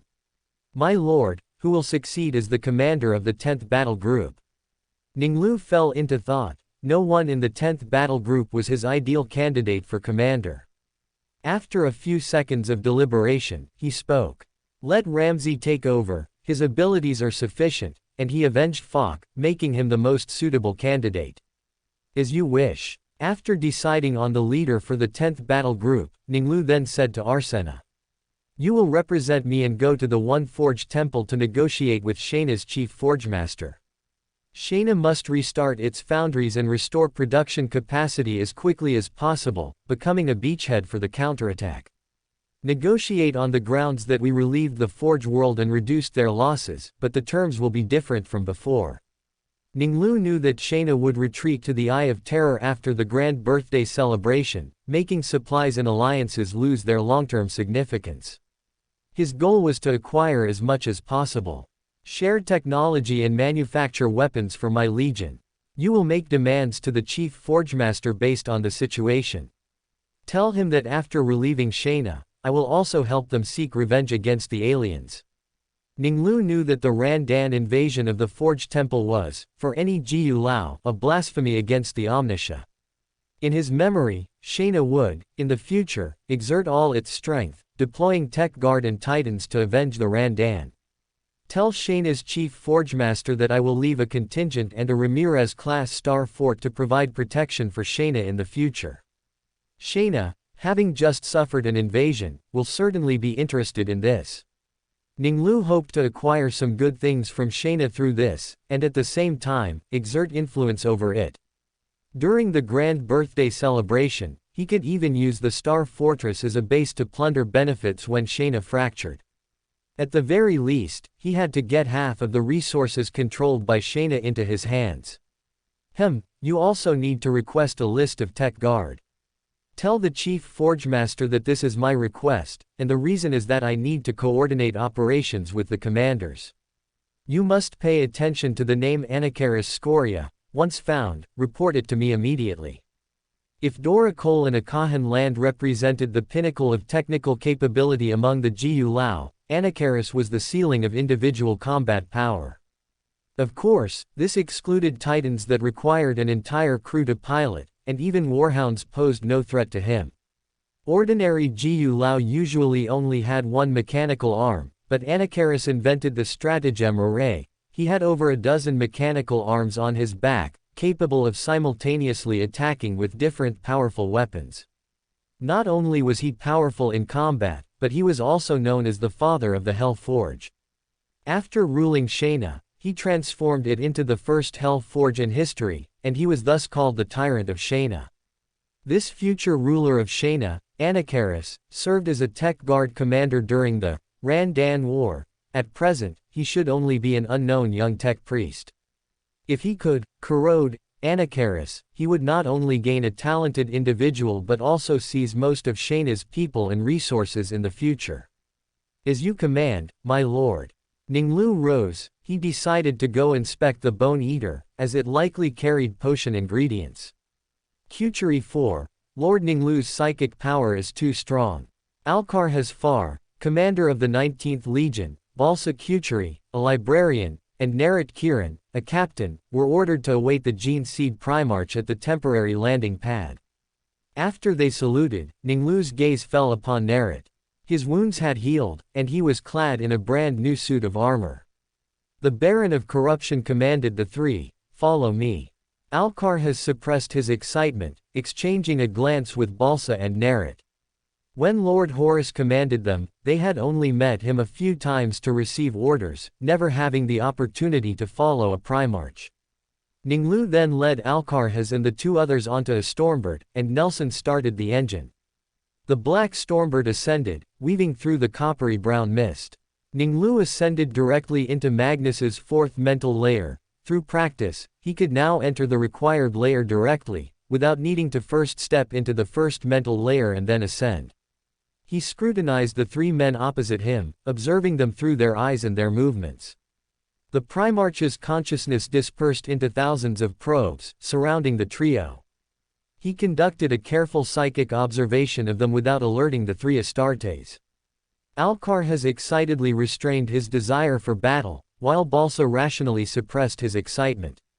Narit's admiration was the most obvious among the three. Clearly, the rescue from a life-or-death crisis had taken effect. Combining his past experience with corrosion and his understanding of the three, he reached a conclusion. This is a good start. It should be possible to corrode Alcarhas and Narit before the end of the Shayna campaign. Balsa will be more difficult. He descended to the third mental layer, his consciousness spreading outside the Stormbird, while also shifting his gaze to overlook the battlefield through the viewing window. The 10th battle group was pursuing the morale-broken Randan xenoforms, with bolter rounds exploding within the xenoform ranks, tearing apart their flesh. The xenoforms' sporadic counterattacks could not stop the fury of the Order Shadows. They vented their rage over their lord's death through slaughter. The Primarch's consciousness extended beyond his sight, grasping more information. He discovered dozens of mantis-like creatures among the fleeing xenoforms, driving thousands of slaves as meat shields, escaping in the opposite direction of the Stormbird's flight. Their wings wrapped tightly around the human slaves, and their mouthparts pierced into the slaves' spines. A librarian wearing a psychic hood led a squad of Order Shadows in an attack on the xenoforms. The librarian waved the Osiris mind control staff in his hand, and blue light rained down upon the human slaves. Immediately, most of the human slaves stopped, and the hundreds who continued forward were instantly highlighted. The Order Shadows aimed at the enemy, their bolter rounds accurately striking the green xenoform bodies. The Primarch keenly noticed that one of the xenoforms, whose body was larger than those around it, must be an overlord. It exerted force with its mouthparts, tearing apart a human slave, blood and flesh splattering. It let out a piercing shriek, its wings vibrating, and it instantly took flight. A dozen xenoforms followed it into the air. The xenoform overlord Crimson Compound eyes fixated on the librarian, and it turned and flew towards him. The Order Shadows immediately opened fire into the air, a volley of accurate bolter fire striking the xenoforms' bodies. One xenoform's massive abdomen was hit, and dark green pus scattered, drenching the Order Shadows. The Order Shadows ignored the disgusting slime on them, but their visors were gummed up, causing 5 Order Shadows attacks to go off target. Secret Supplicant, Monster, and Sleepless instinctively pulled their triggers, following their spiritual intuition, accurately hitting the enemy. Rain-like slime splattered on the black armor. The Order shadows felt as if they were sinking into a swamp, their movements sluggish. A whooshing sound above them indicated the xenoforms diving to attack, and a foul stench invaded their respirators. Hunter and warrior simultaneously pressed their runic symbols and rushed to the librarian's side. They realized that the xenoforms would prioritize killing the librarian to re-enslave the humans before escaping. The ground covered in slime did not slow their steps, and they reached the librarian's side in an instant. Chainswords shrieked as they tore two xenoforms apart, and a waterfall of slime drenched them, sticking to their power armor like amber. They struggled to swing their chainswords, their bodies moving as if in slow motion. The librarian raised his bolter pistol, and a round exploded at the overlord's waist. In his etheric vision, a stained glass-like object shimmered, and the librarian knew it was a personal energy shield. The librarian quickly raised his staff, conjuring a psychic shield. Bang, bang, bang. A series of impacts caused the librarian's face to turn pale. He knew his psychic defenses wouldn't last much longer. Just then, a familiar and authoritative voice, like thunder, resonated in his mind.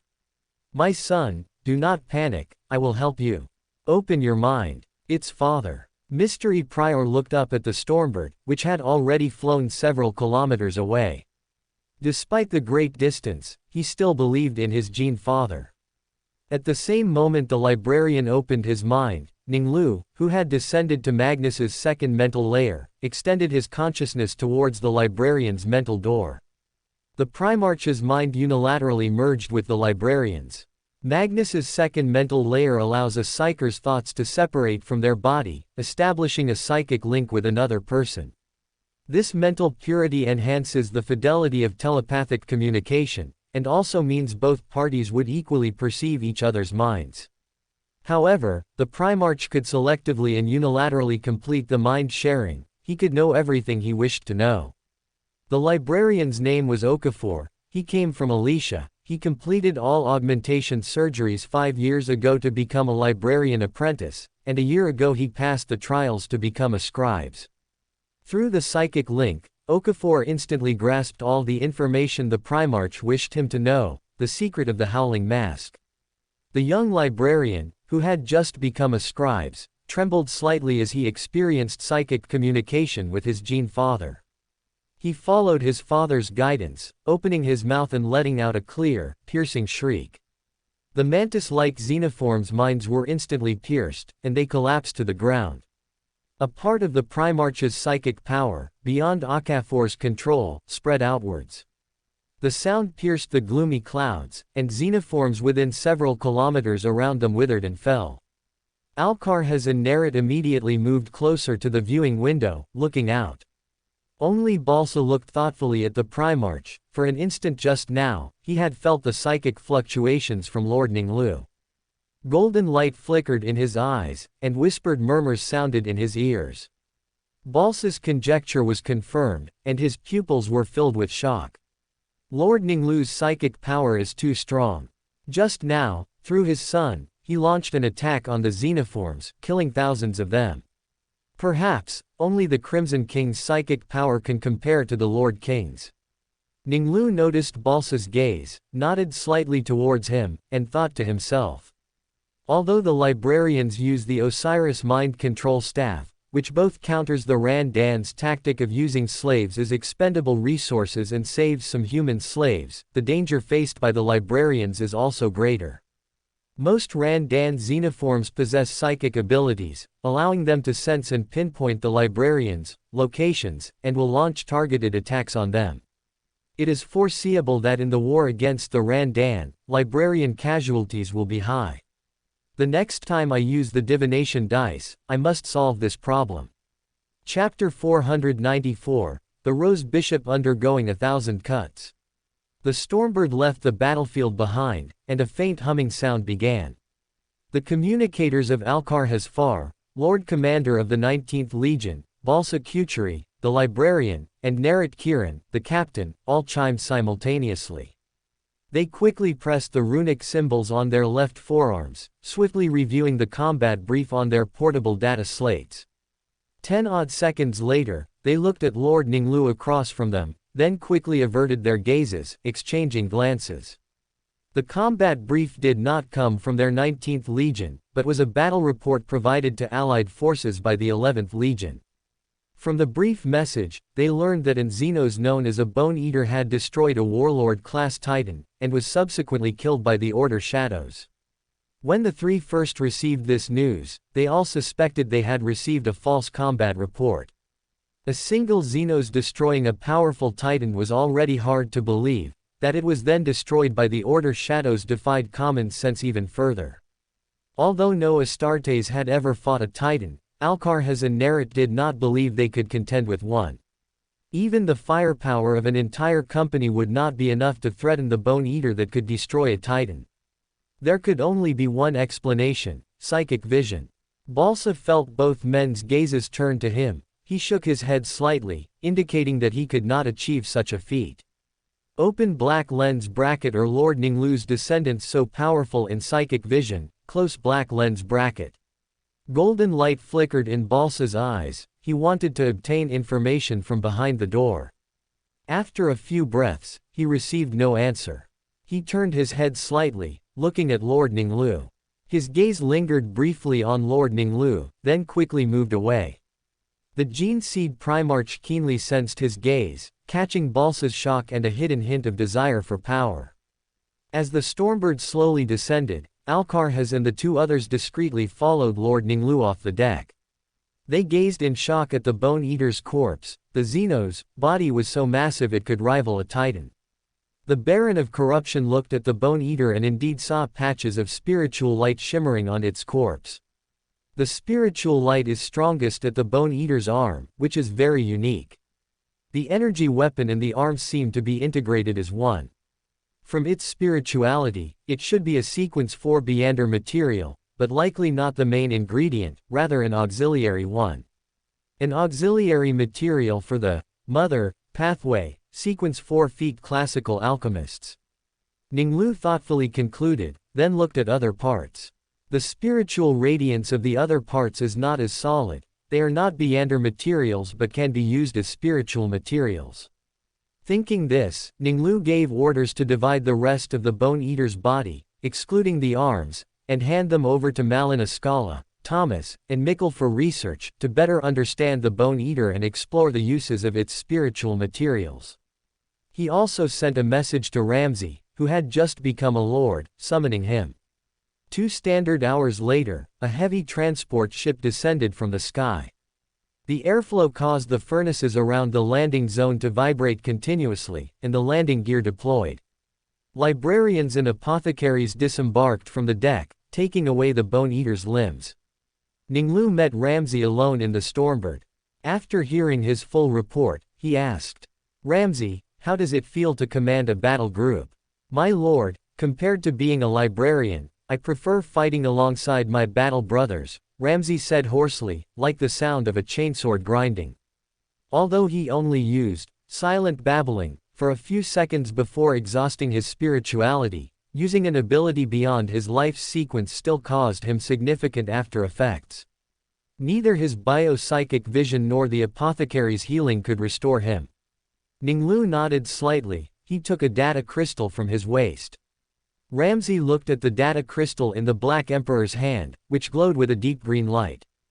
As a former librarian who had risen from the scribes, he knew that the stronger the data crystal's light, the more information it stored and the higher its value. This crystal clearly contained a vast amount of knowledge. This data crystal contains the secrets of a branch pathway of the Eldar warrior. Striking scorpions. A bishop of that pathway once summarized their creed. Strike swiftly, leave no trace. This is the creed of the striking scorpion. Striking scorpion branch warriors symbolize the rage of Cain's bloody hand. They inflict brutal acts upon their enemies without warning. Ramsay took the data crystal, and Ning Lu continued. Striking scorpions are the branch warriors most proficient in close combat. They are, without exception, cold-blooded killers, devoted to hunting and slaughter. But they hide in mist and shadow until the moment of their attack. I have adaptively modified the mysteries of the striking scorpion pathway to suit the shadow ascetic.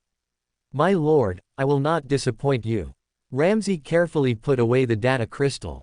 The Baron of Corruption nodded. He saw the Shadow Ascetic's integrated gray-black aura and astral body through his psychic vision. You are already a true Shadow Ascetic. My lord sees clearly, indeed. In the previous battle, I mastered the power you bestowed. The Gene Seed Primarch's consciousness spread, confirming that Alcarhas and the two others were not by the Bone Eater's body. They stood before the Titan's hull, observing the Jiao inspection. Wait here for a moment. Ning Lu instructed Ramsey, leaving Jushin's spear behind. The Gene Seed Primarch avoided the Order shadows, taking the two Bone Eater arms back to the Nation of Disorder. Then, with a thought, he arrived at the first layer of space. Ning Lu gave orders to the Space Monkey to concoct the sequence 6 feet Rose Bishop, the Ender potion using materials such as the Blood Rose traded from Barbarous. Moments later, Ramsey received the Blood Potion, which contained pale-soaked chunks of flesh. He did not hesitate, tilting his head back and drinking it. The moment the Beander potion slid down his esophagus, he felt his throat as if it were being torn apart. After the potion reached his stomach, he felt his skin being scraped by countless roses, as if it were peeling away from his body. Suffering pain akin to 1,000 cuts, he let out muffled groans. Ramsey did not use his biopsychic vision to heal his body. He gritted his teeth, endured the pain, and entered a meditative state. His spirit etherealized from his flesh, and the intense pain subsided. Ramsey gazed at his body, his flesh melted like a candle, and his black armor sagged and fell. Even with his training in will and psychology, Ramsey couldn't help but feel a deep sense of fear. He did not want to become an inhuman monster. Just then, a voice echoed in his mind. Calm down. As if struck by bio-lightning, Ramsey regained his thoughts. Its father's voice, a reminder from the Black Emperor. Ramsey's fear quickly dissipated, and his attention turned to the stream of information flooding his mind. Moments later, the Rose Bishop regained control of his body. His smooth yellow skin was as lustrous as jade, and his face became even more handsome, similar to Ning Lu's. The Rose Bishop's throat no longer stung, his injuries completely vanished, and his breathing was smooth. As an expert in flesh magic, Ramsey combined Beander abilities and biopsychic vision to perfect his body, to the image of the Black Emperor. The Gene Seed Primarch critically observed the Rose Bishop before him, who was almost a miniature version of himself. From the outside, apart from size, there was almost no difference. But upon closer inspection, his gaze was not as profound as his own, nor could he emanate the unique oppressive aura of a Gene Seed Primarch, although Ning Lu usually deliberately restrained it. Thank you, my lord, for your bestowal. I will surely make good use of the power you have granted. The Rose Bishop's voice was magnetic, unlike the chainsword grinding sound he had made before. As Ramsey stepped off the Stormbird's deck, the communication bead in Ning Lu's ear hummed. After he answered, Arsena Dun's voice came through. My lord, I have obtained the Tech Guard roster from Chief Forgemaster Shayna. I found Anacheris Skoria on the list. He became a Tech Priest 3 Terran years ago and currently commands a Tech Guard unit, guarding the 11th Forge Temple. I will send you the coordinates immediately. Ning Lu's eyes lit up, and he immediately decided to depart to rescue the young Tech Priest. Skoria 4. I need to become stronger.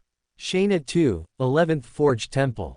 Anacheris Skoria's optical implants flickered with an incandescent orange glow as he indifferently watched the other sages and Tech Priests. From their actions, he analyzed that they had fallen into fear.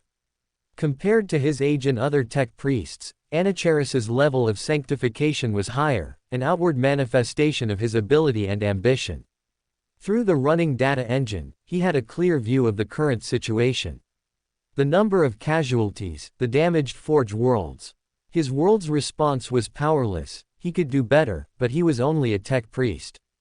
An angry Anacheris received a data packet from the great sage Edi, to whom he was loyal. The Shayna Guardian is under Xeno's attack.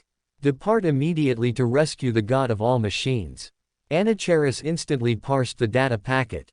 He cautiously expressed his views, completing an instantaneous exchange of views and data with the great sage Edi. His counterattack plan was rejected in seconds, making him feel that Eddie had not performed any logical analysis. Anacheris then switched to a dedicated, high-intensity military-grade communication system, marked his accepted mission coordinates, and issued orders to his detachment. His macro branch assembled within 12 seconds and began its mechanical march. Like other Forge worlds, Shayna's sages organized their tech guard according to the sacred numbers of the god of all machines. Each macro branch had 4 battalions, and each battalion consisted of 3 detachments.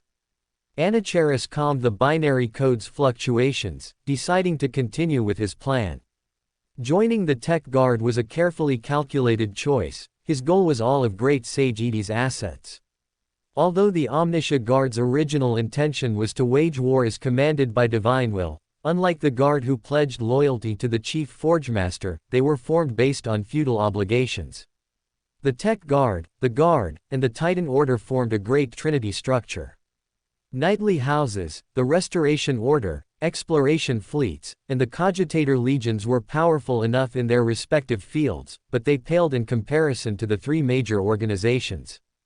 The Ecclesiarchy was influenced by Mars and 2 secular, and the Titan Order was influenced by multiple forces.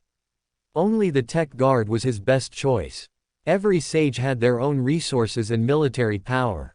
Through data screening, he had chosen Great Sage Eddie, who had a strong desire for control.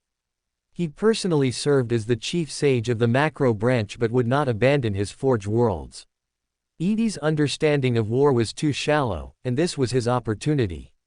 More importantly, Edie's lifespan was 250 years, his theoretical lifespan had less than 120 years remaining. This was his chance. As long as he controlled the armed forces of the entire macro branch, he could seize Edie's inheritance. The knowledge and Forge worlds owned by the Great Sage, everything would be his. Although he currently only commanded 1 detachment, his specialized prediction array had calculated every future node. Electronic signals flickered, catching Anacheris's attention. In the tactical overview, the 3-dimensional holographic projection and data code made his custom-built logic engine momentarily sluggish. The god of all machines was being battered by dense beams, and the system's alarm runes were alarming. Void Shield Defense System 19.34%, Transmission System 30.57%. Anacheris's self-replaced Auspex scanning system allowed him to obtain more comprehensive information than the data packets in his thought space. All the information pieced together a creature he had never seen, beyond comprehension. Scans showed that the components of its body had a 43.61% overlap with Lycopodium plants and a 38.41% overlap with Morrisii plants. He was like a hybrid of various plants, yet the energy beams he roared out caused significant damage to the god of all machines, and the Void Shield system's numbers kept dropping. He is a complete individual, he is actually more powerful than the god of all machines. An electronic signal jumped in Anacheris's logic engine. I know what they are hiding. I know what Eddie fears. They are concealing the existence of this Xenos to avoid questioning the symbol of the god of all machines.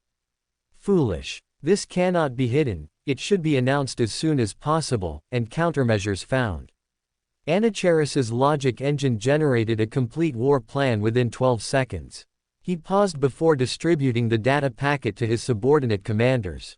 He had no authority, he could only execute Edie's mechanical and useless predetermined plan. Anacheris angrily discarded the plan and reviewed Eddie 14's fire strike plan. His logic engine ran at high speed, finding parts he could flexibly change within it. Even with limited freedom, he had to exert his initiative to achieve greater results and obtain the data feedback he desired. Soldier A1, move to coordinates 157, 358, strike point B-687. Robot B1, move to coordinates 146, 329, strike point B-689. Within his authority, Anacheris fine-tuned Edie's fire strike plan to allow their firepower to be more fully utilized. He assigned similar strike points to soldiers and robots. He wanted to obtain Xenos data through feedback, which would be his data asset. The entire detachment of Tech Guard operated like parts of a robot. Anacheris's detachment moved orderly through the forges, completing deployment at least 36 seconds earlier than all other detachments. This was the result of his calculations, making Anacheris feel pleased for the first time today. The plasma beams fired by the soldiers and the melta cannons of the robots roared simultaneously, and dense beams accurately hit their targets. Anacheris eagerly checked the feedback results. A second later, he restrained himself from cursing Eddie in the detachment's communication system. Energy shield, he actually concealed this important information. My fire strike plan did not account for this factor. Anacheris quickly calmed down again, recording the energy shield's feedback data. He rapidly adjusted the strike plan, and just as he was about to issue it, he suddenly heard a huge sound, accompanied by a series of wailing binary codes in his thought space. The Shainit Guardian had fallen, the god of all machines had been destroyed. The Shainit Guardian toppled, crushing dozens of forges. Fragments rained down, and clanging sounds echoed all around. Anacheris was the first to emerge from his sorrow. He found that the Xenos had already charged towards his forces. He immediately requested authorization to activate self-defense protocols in his thought space. While exchanging views, he felt that Edie's data code contained a large amount of redundant code. It was caused by witnessing the destruction of the god of all machines. His reason was destroyed by fear. Anacheris obtained the authorization he wanted, and even more. The tech priest commanding his battalion lost his logic link, and Anacheris took over command of the 3 detachments. Anacheris believed he had been consumed by fear, which was a good thing for him. He immediately entered his role, abandoned Edie's strike plan, rebuilt a new combat plan, and issued it through the battalion's communication system. The panicked soldiers calmed down, moving and firing according to Anacheris's commands. The result of thousands of repetitions of training allowed them to quickly regain their confidence. They found that every attack hit the Xenos, and they even forgot the massive green figure, focusing on executing Anacheris's commands. The machine spirits of the robots were enraged by the fall of the god of all machines, and Anacheris fully exploited this. He assigned the identified energy shield signals to them, launching strikes against the Xenos' elite soldiers. In Anacheris's tactical network, numbers rapidly jumped: 33, 107, 259. The results achieved with each round of fire strike were increasing. Anacheris adjusted the fire plan while launching attacks. He raised his right arm, and the charged current from his power staff blasted towards the Xenos with a dozen scorpion tails. After tens of seconds, the power staff sparked. The Xenos' energy shield, as he calculated, overloaded. He raised his left arm, and the beam from his plasma pistol ended the Xenos' life. Bright red runes lit up in his Auspex scanning system, and 3-dimensional images flickered in the data engine. The Xenos' blade tore through Soldier A5, splattering blood on the forge. He swung his blade and charged towards Anacheris. Anacheris's energy weapon was still charging, but he still had another arm, and the mechanical tentacles on his back. The chain fist screamed as it smashed into the Xenos' crimson eyes, tearing apart its brain.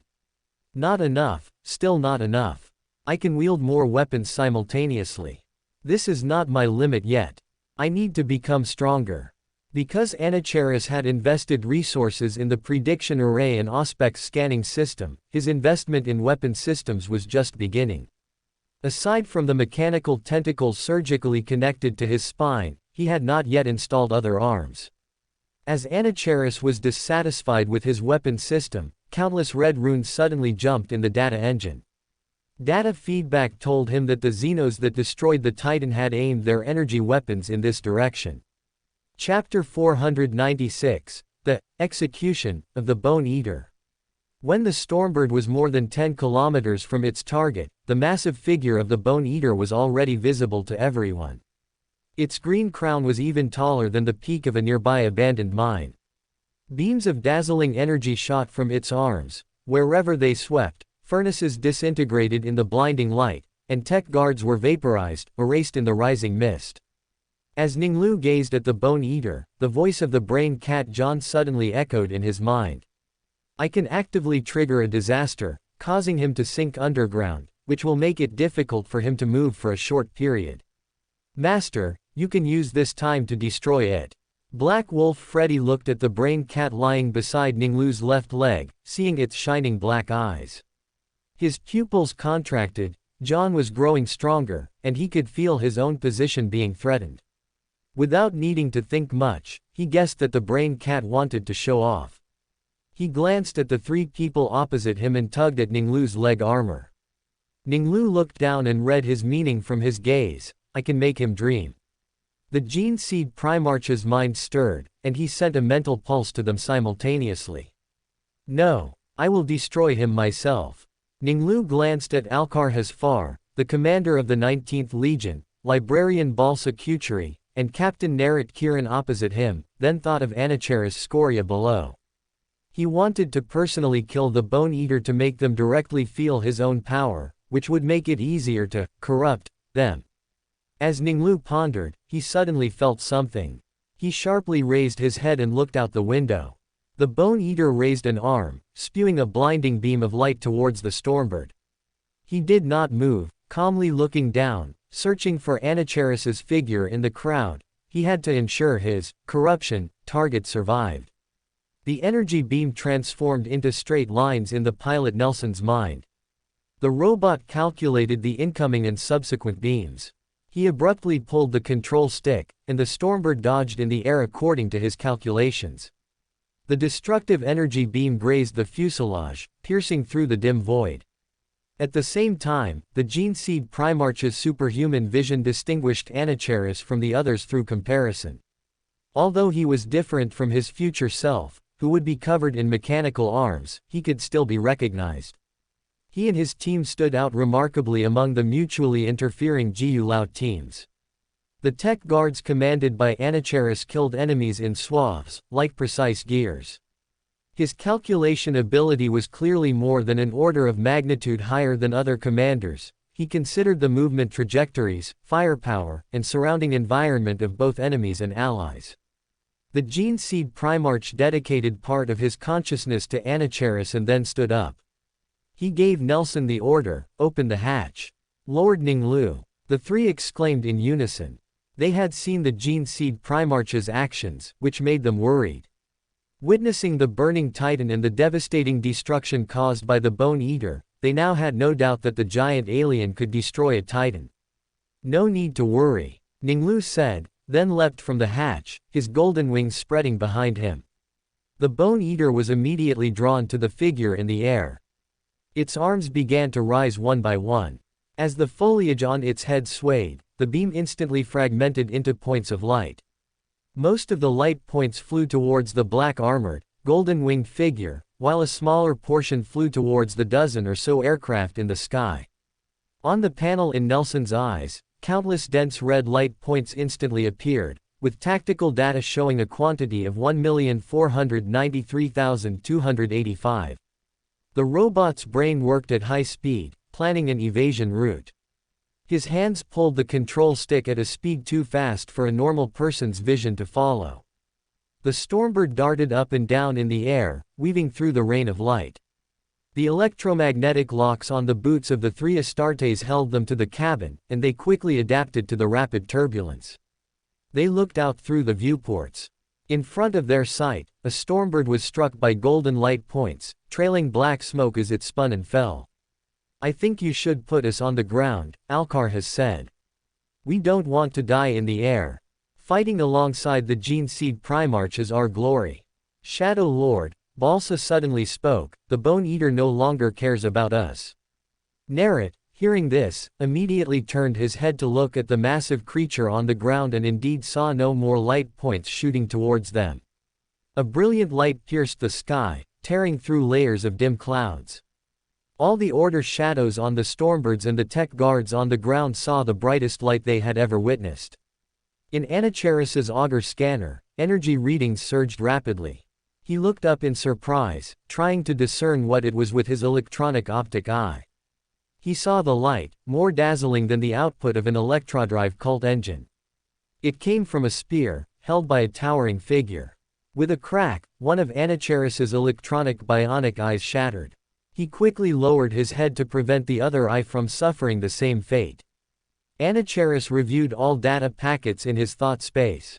Suddenly, a message from the First Forged Temple leapt into his eyes. Gene Seed Primarch Ning Lu, leading his legion, has arrived at Shana. The First Forged Temple has been freed. Crystals dripped from Anacheris's shattered left eye. That is Lord Ning Lu. His right eye saw the light grow even more dazzling. The spear has fallen. Boom boom boom. The ground shook violently. Over a dozen furnaces were shaken into the air, colliding continuously.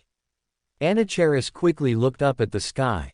He saw the shining spear strike the Bone Eater's energy shield, and the Gene Seed Primarch flapped his wings and descended.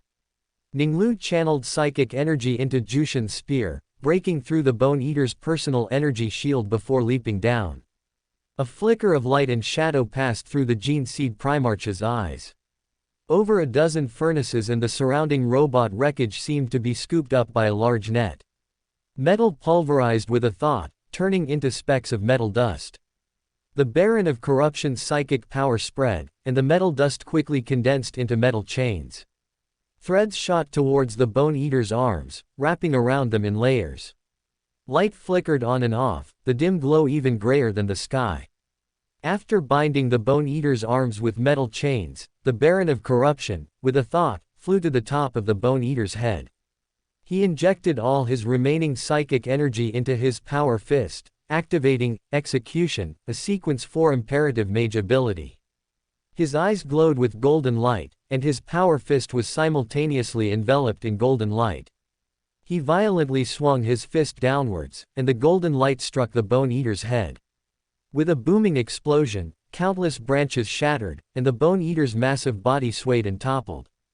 Anacheris looked up again, a quick glance, just in time to see the Bone Eater killed by a single punch. His logic engine whirred rapidly. Lord Ning Lu is too powerful. If I install 10, no, 20 arms, can I have such combat power? Anacheris didn't have time for deep analysis. He saw the looming shadow of the falling creature above him. He was about to issue a retreat order to the detachment he commanded via the communication system when he suddenly saw the Gene Seed Primarch fly to the Bone Eater's back, raising both hands to support it. Only after the tech guards had calmly withdrawn from the area where the Bone Eater would fall did Ning Lu lower the Bone Eater to the ground. In the Stormbird circling above, Alcar has murmured. Is this a Gene Seed Primarch? Chapter 497, The Seer Seeks the Star Hunter. After eliminating the Bone Eater, Ning Lu slowly descended under everyone's gaze. He stared at the Shana tyrant, the creator of the first Hell Forge. Anacheris Skoria. Although it was a question, his tone was certain. He gazed at the future Jiao Lao's combat ceiling, looking at the black, empty hole where his left eye had shattered. Are you all right? Lord Ning Lu, Anacheris Skoria serves you. Thank you for your concern, I only need a new bionic eye. A synthesized voice came from under his masked face.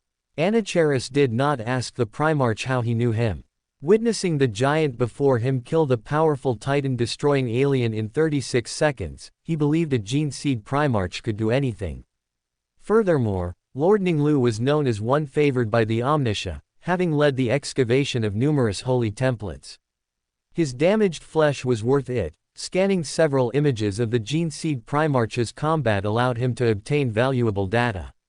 You are an excellent commander. I need you by my side to assist me in defeating the aliens. Anacheris's remaining right eye lit up.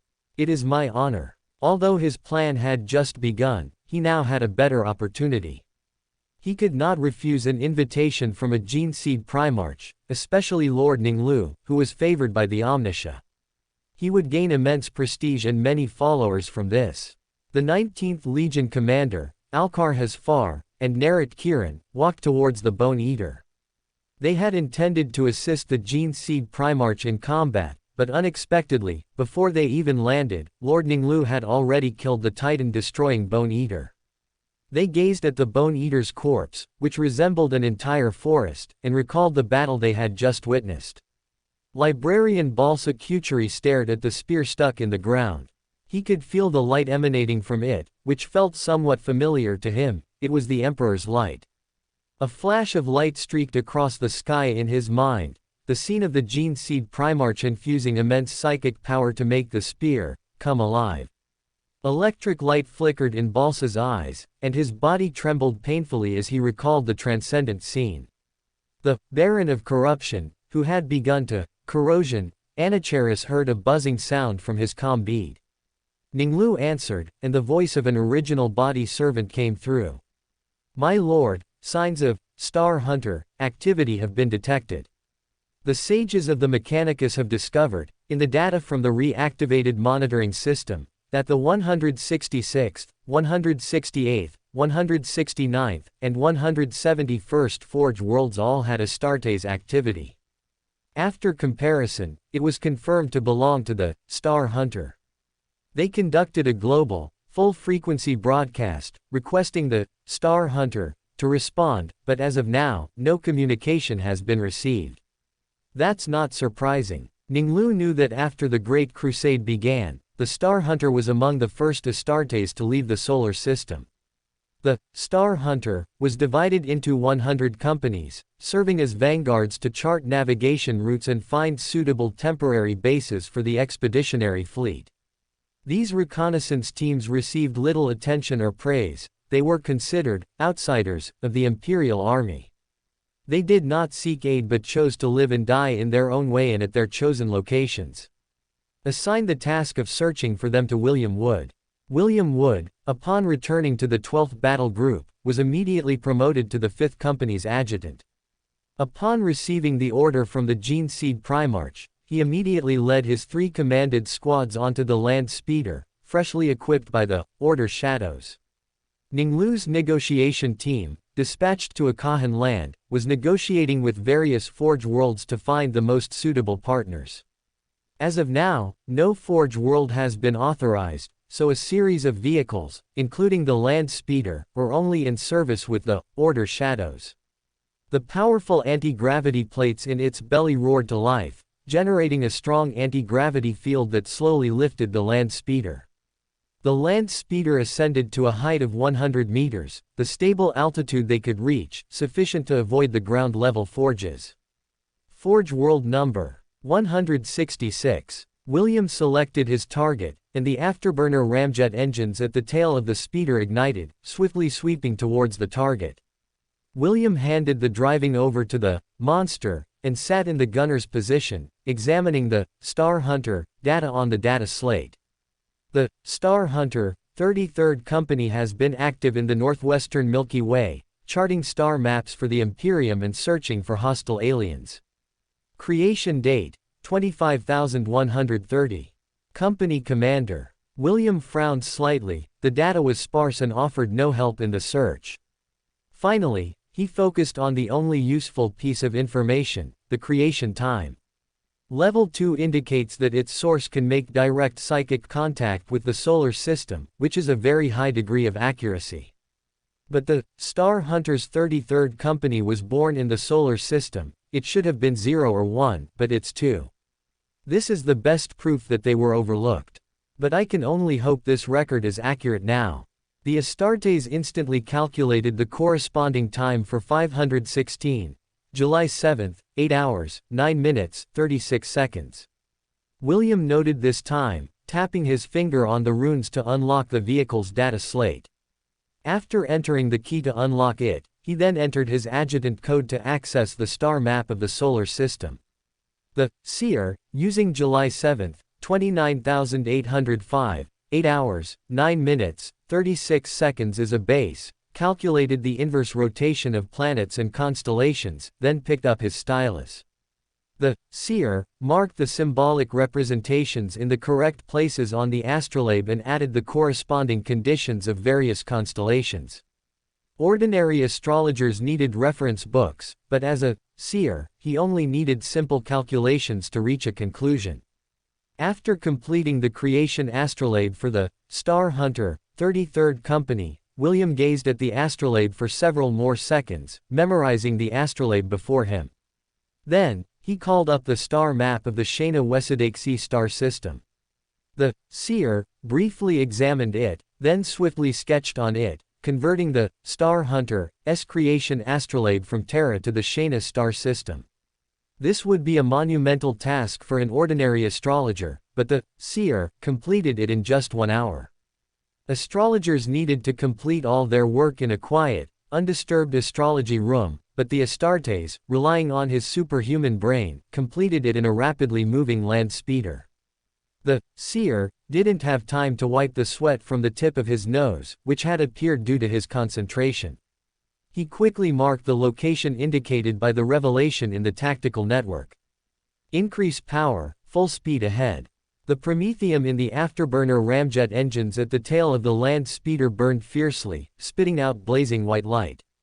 The black land speeders, like arrows, flew rapidly, sweeping past forge after forge. William stared at the 3D image. He wasn't worried about his divination being wrong, he wouldn't make mistakes in that area, but the creation time might be incorrect. Adjutant, there's something ahead. The driver beside him, the monster, alerted him. Open the loudspeaker, connect me to it. William immediately gave the order. As the sizzling sound of electricity began, he saw the camouflaged Star Hunter jet bikes ahead, performing reconnaissance. They also spotted the black vehicles, started their engines, and dispersed into 5 teams, speeding away. Follow it. William chose the team heading towards 11 o'clock and marked the other targets in the tactical network. Disperse and follow the other teams. William grabbed the intercom in front of him and shouted in High Gothic. Battle Brothers of the 5th Legion, I am Adjutant William Wood from the Order Shadows, 12th Battle Group. The leading jet bike did not stop. The driver stomped on the accelerator, weaving through the forges. He suddenly looked back, up at the black speeder above. The all-black livery belonged to the 11th Legion, but he had never seen this type of vehicle before. The Star Hunter didn't stop. He suddenly twisted his body, and the motorcycle shot between 2 forges. The monster had keenly detected his intention. He leaned forward, the speeder's nose dipped accordingly, and then he accelerated fiercely forward. The black speeder flashed rapidly between the forges, plummeting at high speed in front of the jet bike. He slammed the brake button, and the small side stabilizers braked in reverse, bringing the speeder to a stable halt in the passageway. By order of the Gene Seed Primarch, Lord Ning Lu, I am here to find you. Please stop immediately. The loudspeaker's voice echoed between the metal forges, and the screeching sound of the jet bike's emergency braking was ear-splitting. Amidst flashing electrical sparks, the camouflage-covered motorcycle screamed to a halt. Company Commander Bogle took off his helmet and looked at the driver. Your driving skills are good. 5 standard hours later, the seer brought the Star Hunter 33rd Company before the Gene Seed Primarch. Chapter 498. Other than Lord Vulcan's armory, there is no other place with so many weapons crafted by Primarchs. Ning Lu looked at Boger, the captain of the 33rd Company of the Star Hunter, and apothecary stock. He took 5 seconds to confirm that the 2 men in front of him were not any of the famous figures from the future, white scars, in his memory. The Baron of Corruption felt a slight disappointment, but it was good that the apothecary was still alive. I need your assistance. You will remain by my side until Shana is relieved. Boger and Stock exchanged glances. The Gene Seed Primarch's command broke their usual habit of acting alone, but it also significantly reduced their pressure. For over 50 years, they had been scouting dangerous star systems, slowly and steadily enduring immense losses and casualties. The Star Hunter now lived by one belief: every new day was a victory. The Xenos, relying on psychic vision, often detected them and engaged in guerrilla warfare, causing considerable losses. Their company had already lost 49 battle brothers. Accepting the Gene Seed Primarch's temporary command would be an excellent opportunity for rest. Lord Ning Lu would not assign them tasks that would tarnish their glorious image, unlike Lord Horus Lupercal. Nor would he sacrifice them as cold, calculated figures, like Lord Ferrus Manus. The legions under his command had all earned their own glory, the 1st Legion and the 14th Legion both achieved their glory in the War of the Colonnide Abyss. Boger thought of this and immediately replied, "As you command." After everyone else had left, Ning Lu looked at William Wood and said with a smile, "William, you performed well in the search for Narit Kirin and the Star Hunter. You made good use of the power I bestowed upon you. You are a mature seer now."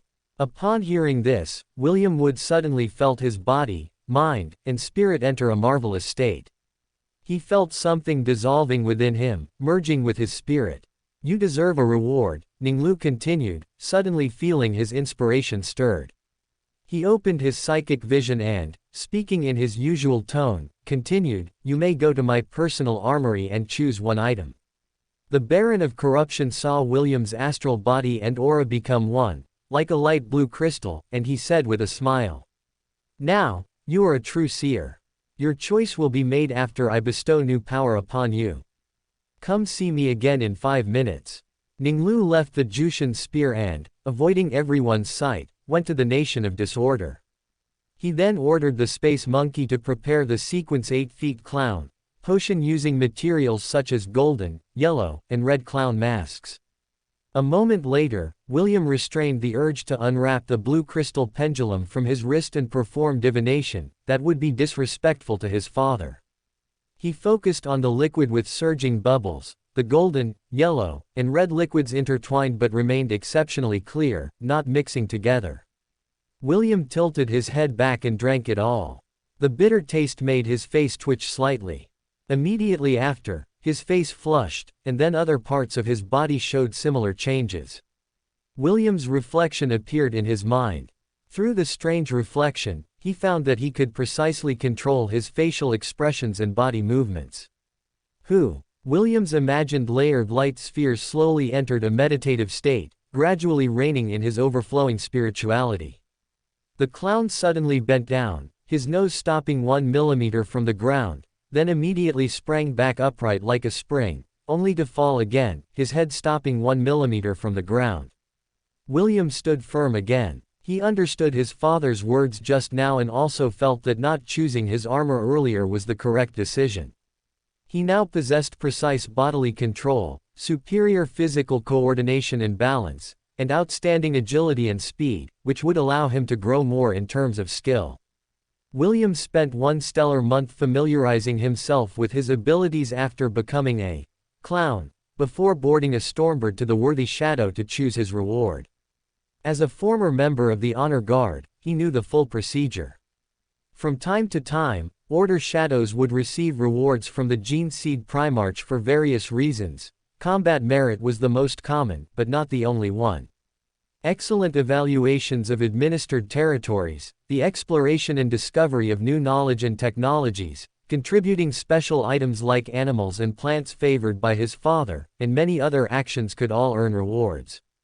William found the new batch of Honor Guard members guarding the armory. He said in Dun language, "Torn. Since the end of the Battle of Gardinal, many places requiring authorization to open within the Order Shadows needed to use Dun language as a secret key. Compared to Vostonian, the Dun language, which contained mysterious power, was more difficult to master. Not every Order Shadow knew it, only Royal Court monks were taught this language. As a former member of the Honor Guard, he knew that the secret keys for each location were different on the same day. The words to open the private armory and the librarian's armory at this moment were not the same. Each location requiring access would have a unique corresponding word to open it within 33 standard days. Only the Royal Court monks responsible for guarding the area knew this set of secret words. They would be replaced by other Royal Court monks in the next cycle, and the secret words would also change. William was only informed of today's secret opening word after he had set the selection time. Secret word correct. The member of the 3rd Battle Group, whose right shoulder was painted with a crescent moon, placed his hand on the control panel. The pale green light of the scanning laser flickered between his fingers, and the control panel popped out, revealing a black keyboard. After William entered the encrypted sequence that randomly changed every 11 hours, a series of metallic clangs echoed continuously. With a hydraulic hiss, the bolts disengaged, and the stasis field, killing aura, and impact locks all simultaneously deactivated. The door slid open, and freezing mist seeped out. I will accompany you inside to make your selection. From the longsword emblem on the right shoulder of the honor guard member who spoke, William could tell he was from the 8th Battle Group, who were also the members most frequently assigned to guard the armory. He walked into the Genseed Primarch's private armory. Heavy adamantium-patterned pillars were arranged at asymmetrical intervals. William was immediately dazzled by the array of weapons, and he sensed that every single one was exquisitely forged. What do you want? Weapons. If there's something suitable. This area contains weapons gifted by Genseed Primarch Vulcan, based on a promise made with my father. There are a total of 52 pieces. Besides Lord Vulcan's armory, I don't think there's any other place with so many weapons crafted by Primarchs. William nodded. He knew Vulcan was one of the Primarchs most skilled at forging weapons, but when he saw the Thunder Hammer and Power Fist on the weapon racks, he knew they weren't suitable for him. Suddenly, his eyes lit up, and he walked to a weapon rack. The warrior walked over. It's somewhat similar to a lightning claw, but the difference is that it's composed of 10 monomolecular blades. Each monomolecular blade can attack different targets individually and will be drawn back by magnetic force, but it requires skill to wield. Unlike other weapons forged by Lord Vulcan, I believe it is a special weapon forged by the Genseed Primarch to hone his craft. It's perfect for me. I'll take it, the clown said, his eyes gleaming. As William walked off the deck, he saw Boger and Stock waiting to board. He walked over and asked Boger, "Are you leaving?" William keenly noticed that Boger paused, seemingly changing his words on the fly. "Lord Ning Lu has ordered us to search the surrounding areas for Randan Xenos."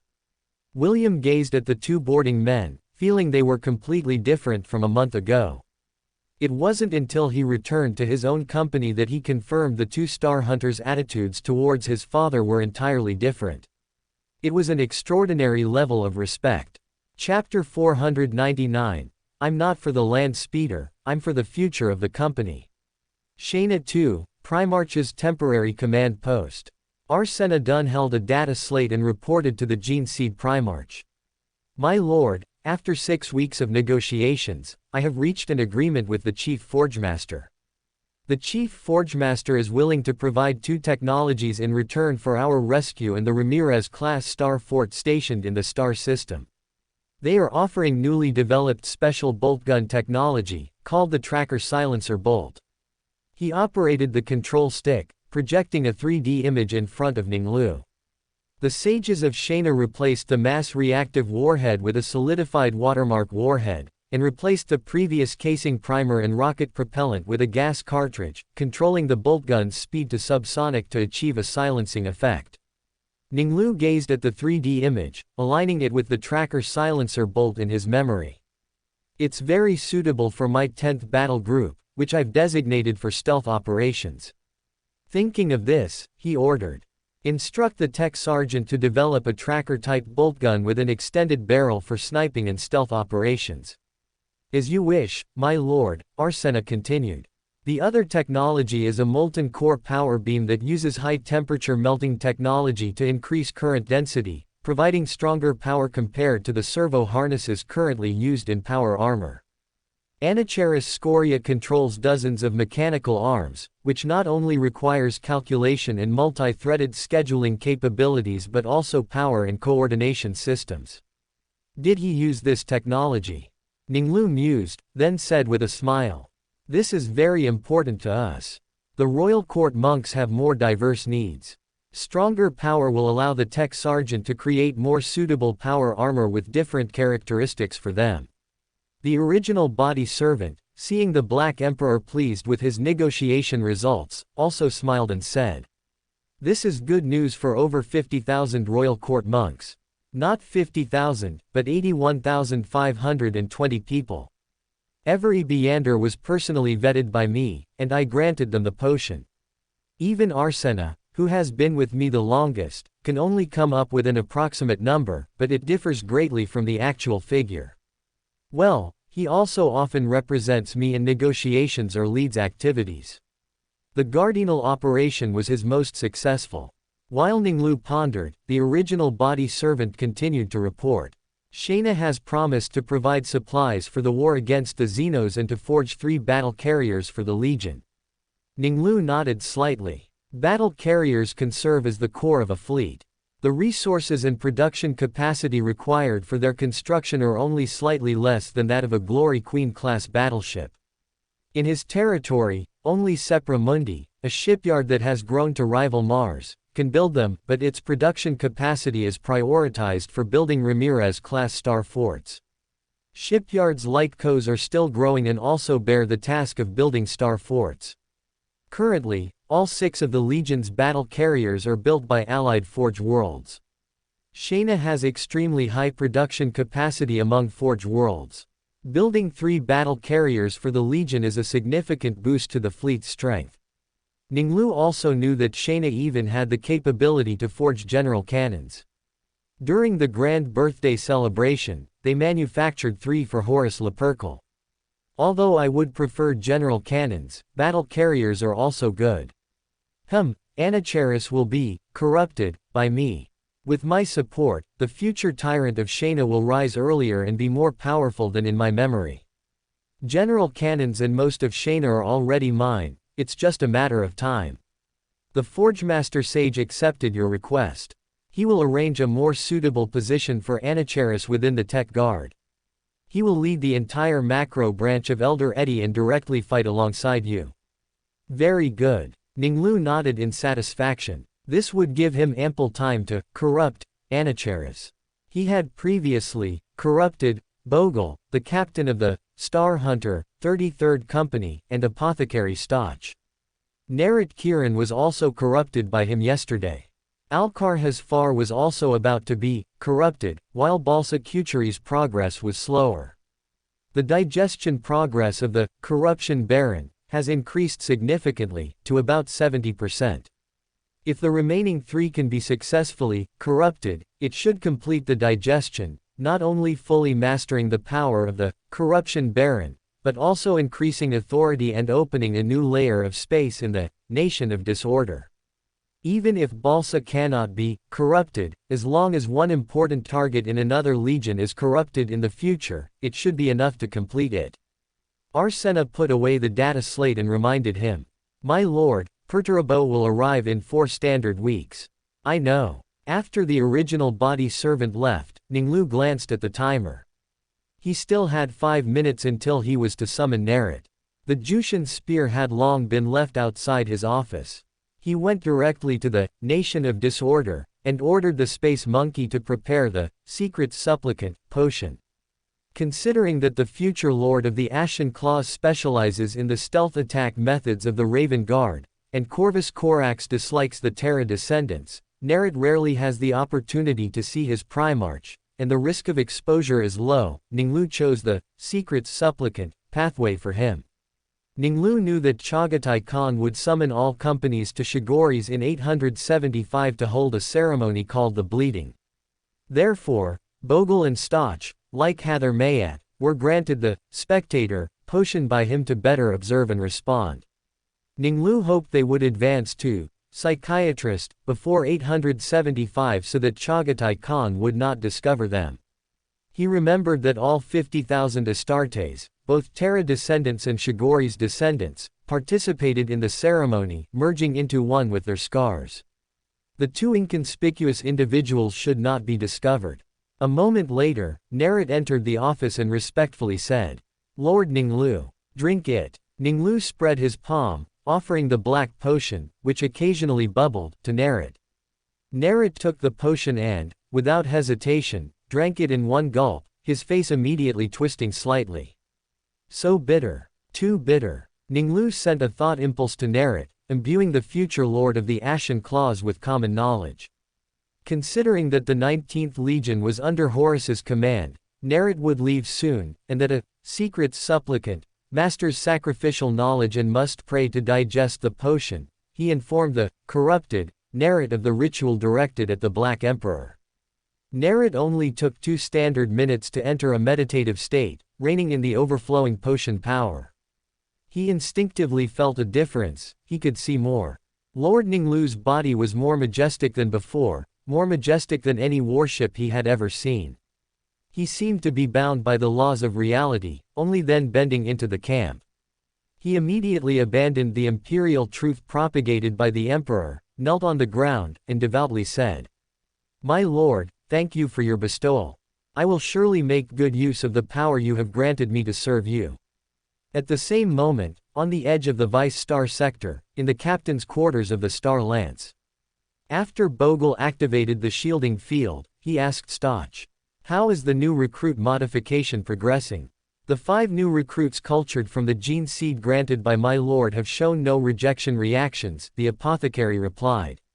"Very good, my lord must be eager to hear this news. The Augur Matrix class master told me that Gildas's scan results will be presented to me in 2 hours, after which we will hold a ceremony to report to my lord. Before that, I'm going to run a lap on the training track to familiarize myself with my Thule." Stoch smiled as he watched Bogle leave. His captain had built a training track between 2 engine areas on the lower deck. 5 kilometers long in total, with 2 2-kilometer straightaways on opposite sides, and a dangerous hairpin bend that passed through exhaust pipes at both the front and back.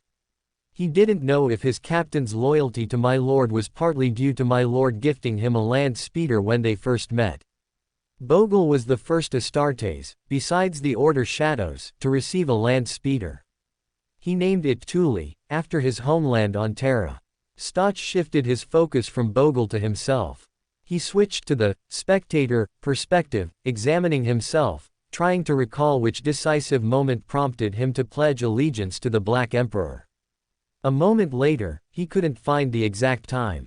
"At least I'm certainly not doing it for my land speeder.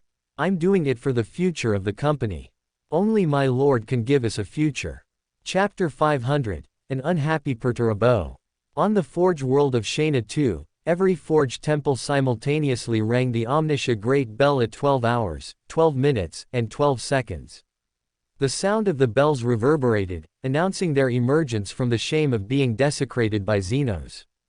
In Forge Temple 1, Ning Lu walked from between the great sages holding incense on either side towards the chief Forgemaster. Behind him followed the original body servant, 6 chapter masters, and Anacheris Skoria, the 19th Legion Master Alcar Hasfar, Librarian Balsa Kuturi, and Captain Narit Kiran. Although Anacheris Skoria was still only a tech priest, he was vastly different from before. His damaged bionic eye had been replaced with a meticulously crafted black crystal. The 8 mechanical tentacles on his back swayed, far surpassing the sacredness of most sages, and even great sages, drawing the attention of many sages. Anacheris's bionic eye swept over the sages. He felt the earth-shattering changes within himself from the surging code in his thought space. He knew that everything he had gained was bestowed by Lord Ning Lu. Each mechanical tentacle and every weapon on his back required a large amount of resources. Anacheris looked at the chief sage of the Tech Guard. He only had 4 arms, while Anacheris had twice that, and each of his weapons was no less powerful than the chief sage's. Photon-piercing cannons, gravity cannons. According to his original plan, he would only have acquired his current resources after inheriting the assets of Great Sage Eddie, but Lord Ning Lu had directly bestowed them upon him. Anacheris's logic engine suddenly generated a name again, luck. He was becoming increasingly familiar with this term that used to be foreign to him, a word that existed in his vocabulary but had always been discarded. Anacheris also knew that if he hadn't been favored by the Gene Seed Primarch, even with a sacredness far exceeding others, he would not have been qualified to participate in today's celebration. Participating in the ceremony of Temple 1 required prestige and a matching status. Prestige, status, resources. In fact, I have already begun to acquire them. 2 tech priests, 52 potential apprentices, 3 forge factories. Anacheris looked up at the black-armored giant in front of him. With Lord Ning Lu's favor, he would soon possess everything. As Anacheris pondered, the melodious bell chimes subsided. The Omniscia scepter in the Shayna chief forgemaster's hand lit up with sacred electricity, and the code in the thought space instantly calmed. Ning Lu, the liberator of Shayna II, the gene seed Primarch of the Order Shadows, the monarch of Vostronia, the conqueror of Xenos. You have purified the desecrating Xenos and returned Shayna II to the embrace of the Omniscia. By the sacred authority granted to me by the Council, the Chief Forgemaster raised his scepter. I extend my sincere gratitude to you. My pleasure, Ning Lu replied with a smile. I will fulfill my promise and bring punishment upon the Xenos. The God of all machines watches over you. May the holy light of the Omniscia always protect you. The Chief Forgemaster gripped his scepter. Every forge temple in Shayna II, every forge factory, and every follower of the Omniscia will dedicate everything to the sacred war of vengeance. Every desecrating Xeno will suffer the furious flames of the God of all machines. Shayna II's thought space heard the Chief Forgemaster's declaration. The Forge Temple once again rang the Omniscia Great Bell, and the reopened forge factories hummed into operation. After Shayna II's ceremonial celebration concluded, Ning Lu immediately returned to the Wenquan Shadow. Upon returning to the Primarch's office, he immediately went to the disordered country, and ordered the Space Monkey to prepare the sailor potion. He had chosen the tyrant pathway for Alcarhes. Considering that the future space sharks would be in the void and would genuinely be submerged in water tanks during non-combat situations, the tyrant pathway was very suitable for their habits, and its angry and fierce characteristics also matched the space sharks' method of attack. A moment later, Alcarhes arrived at the office alone. Lord Ning Lu, drink it. Alcarhes, who was being corrosion ed, took the azure, ocean-like potion from the Gene Seed Primarch's large hand and drank it in one gulp. He immediately felt the gurgling flow of water within his body. Ning Lu taught the future Great Obliviator to grasp common sense. Given that Horus Lupercal commanded the 19th Legion, and when Alcarhes was exiled by Corvus Corax, Huang Laohan entrusted the divine artifact Empty Glazed Glass to him for safekeeping, Ning Lu also told him the ritual of praying to the Black Emperor. Unlike the Jushan spear, which was personally forged by Huang Laohan and infused with his own power, the empty glazed glass was not made by Huang Laohan, and it clearly had not been infused with Huang Laohan's power. 2 minutes later, Alcarhes contained the overflowing potion power. Thank you, my lord, for your bestowal. He paused before speaking, then asked hesitantly. My lord, are Balsa and Nerit also subjects of your assessment? I mean, you keep them by your side, so you must be observing them. That's right. Ning Lu nodded slightly, looking at Alcarhes, waiting for him to explain. Balsa, he spoke with me yesterday, he wants to stay by your side. Oh. Ning Lu had not yet successfully corrosion ed the future first Grand Master of the Grey Knights. He had thought he would need to find another opportunity, but he didn't expect Balsa to have the idea of staying. Why does he think so? Balsa saw the powerful psychic abilities you displayed, killing the Bone Eater that destroyed the Titan. Among the Primarchs, only Lord Magnus can compare to you, and he wishes to serve by your side to learn. Ning Lu nodded. He naturally would not refuse Balsa's request. Good, let him stay. I will personally teach him the use of psychic powers. A hint of envy flashed in Alcarhes's eyes. I will tell Balsa, this is his honor. The 19th Legion's fleet then departed, with only Librarian Balsa Kuturi remaining on the Wenquan Shadow. Ning Lu gave orders to prepare for Perturbo's arrival. 2 standard days later, the 20-kilometer-long, Iron Grey Rongguang Nuong class battleship, Iron Blood, warped out from the Mandeville Point. Unlike most Rongguang Nuong class battleships manufactured in shipyards on Terra, Mars, or Jupiter, the Iron Blood was built on Olympia and was primarily designed by Perturbo. Its most obvious feature was the absence of portholes, even on the bridge, unlike the floor-to-ceiling viewing windows of other Rongguang Nuong warships, longswords. Perturbo believed that visual contact with the enemy offered no advantage in combat. Battles only required auspex scans and tactical projections for command. The command center was one of the few places on the Iron Blood with windows, and these windows were merely narrow, scimitar-shaped slits folder between arched iron beams. Perturbo's dreadlocks withdrew from the cogitator, his icy blue eyes grew colder. He crushed the datapad in front of him and casually tossed it to a servitor. "Captain, how long until we reach the orbital docking point of Shana 2? I need an exact time." The Trident exchanged glances. Their Iron Lord had spoken to them calmly before reaching Shana 2, so he should have been in a good mood. Now, however, he had crushed the Shana 2 battle plan he had personally prepared, which could only mean one thing. The Gene Seed Primarch was unhappy. For more thrilling fanfiction stories like this, check out my channel Fanfic Audiobook. Dive into epic adventures, mysterious realms, and legendary journeys brought to life through immersive storytelling. Don't forget to like, share, and subscribe for more amazing audiobooks.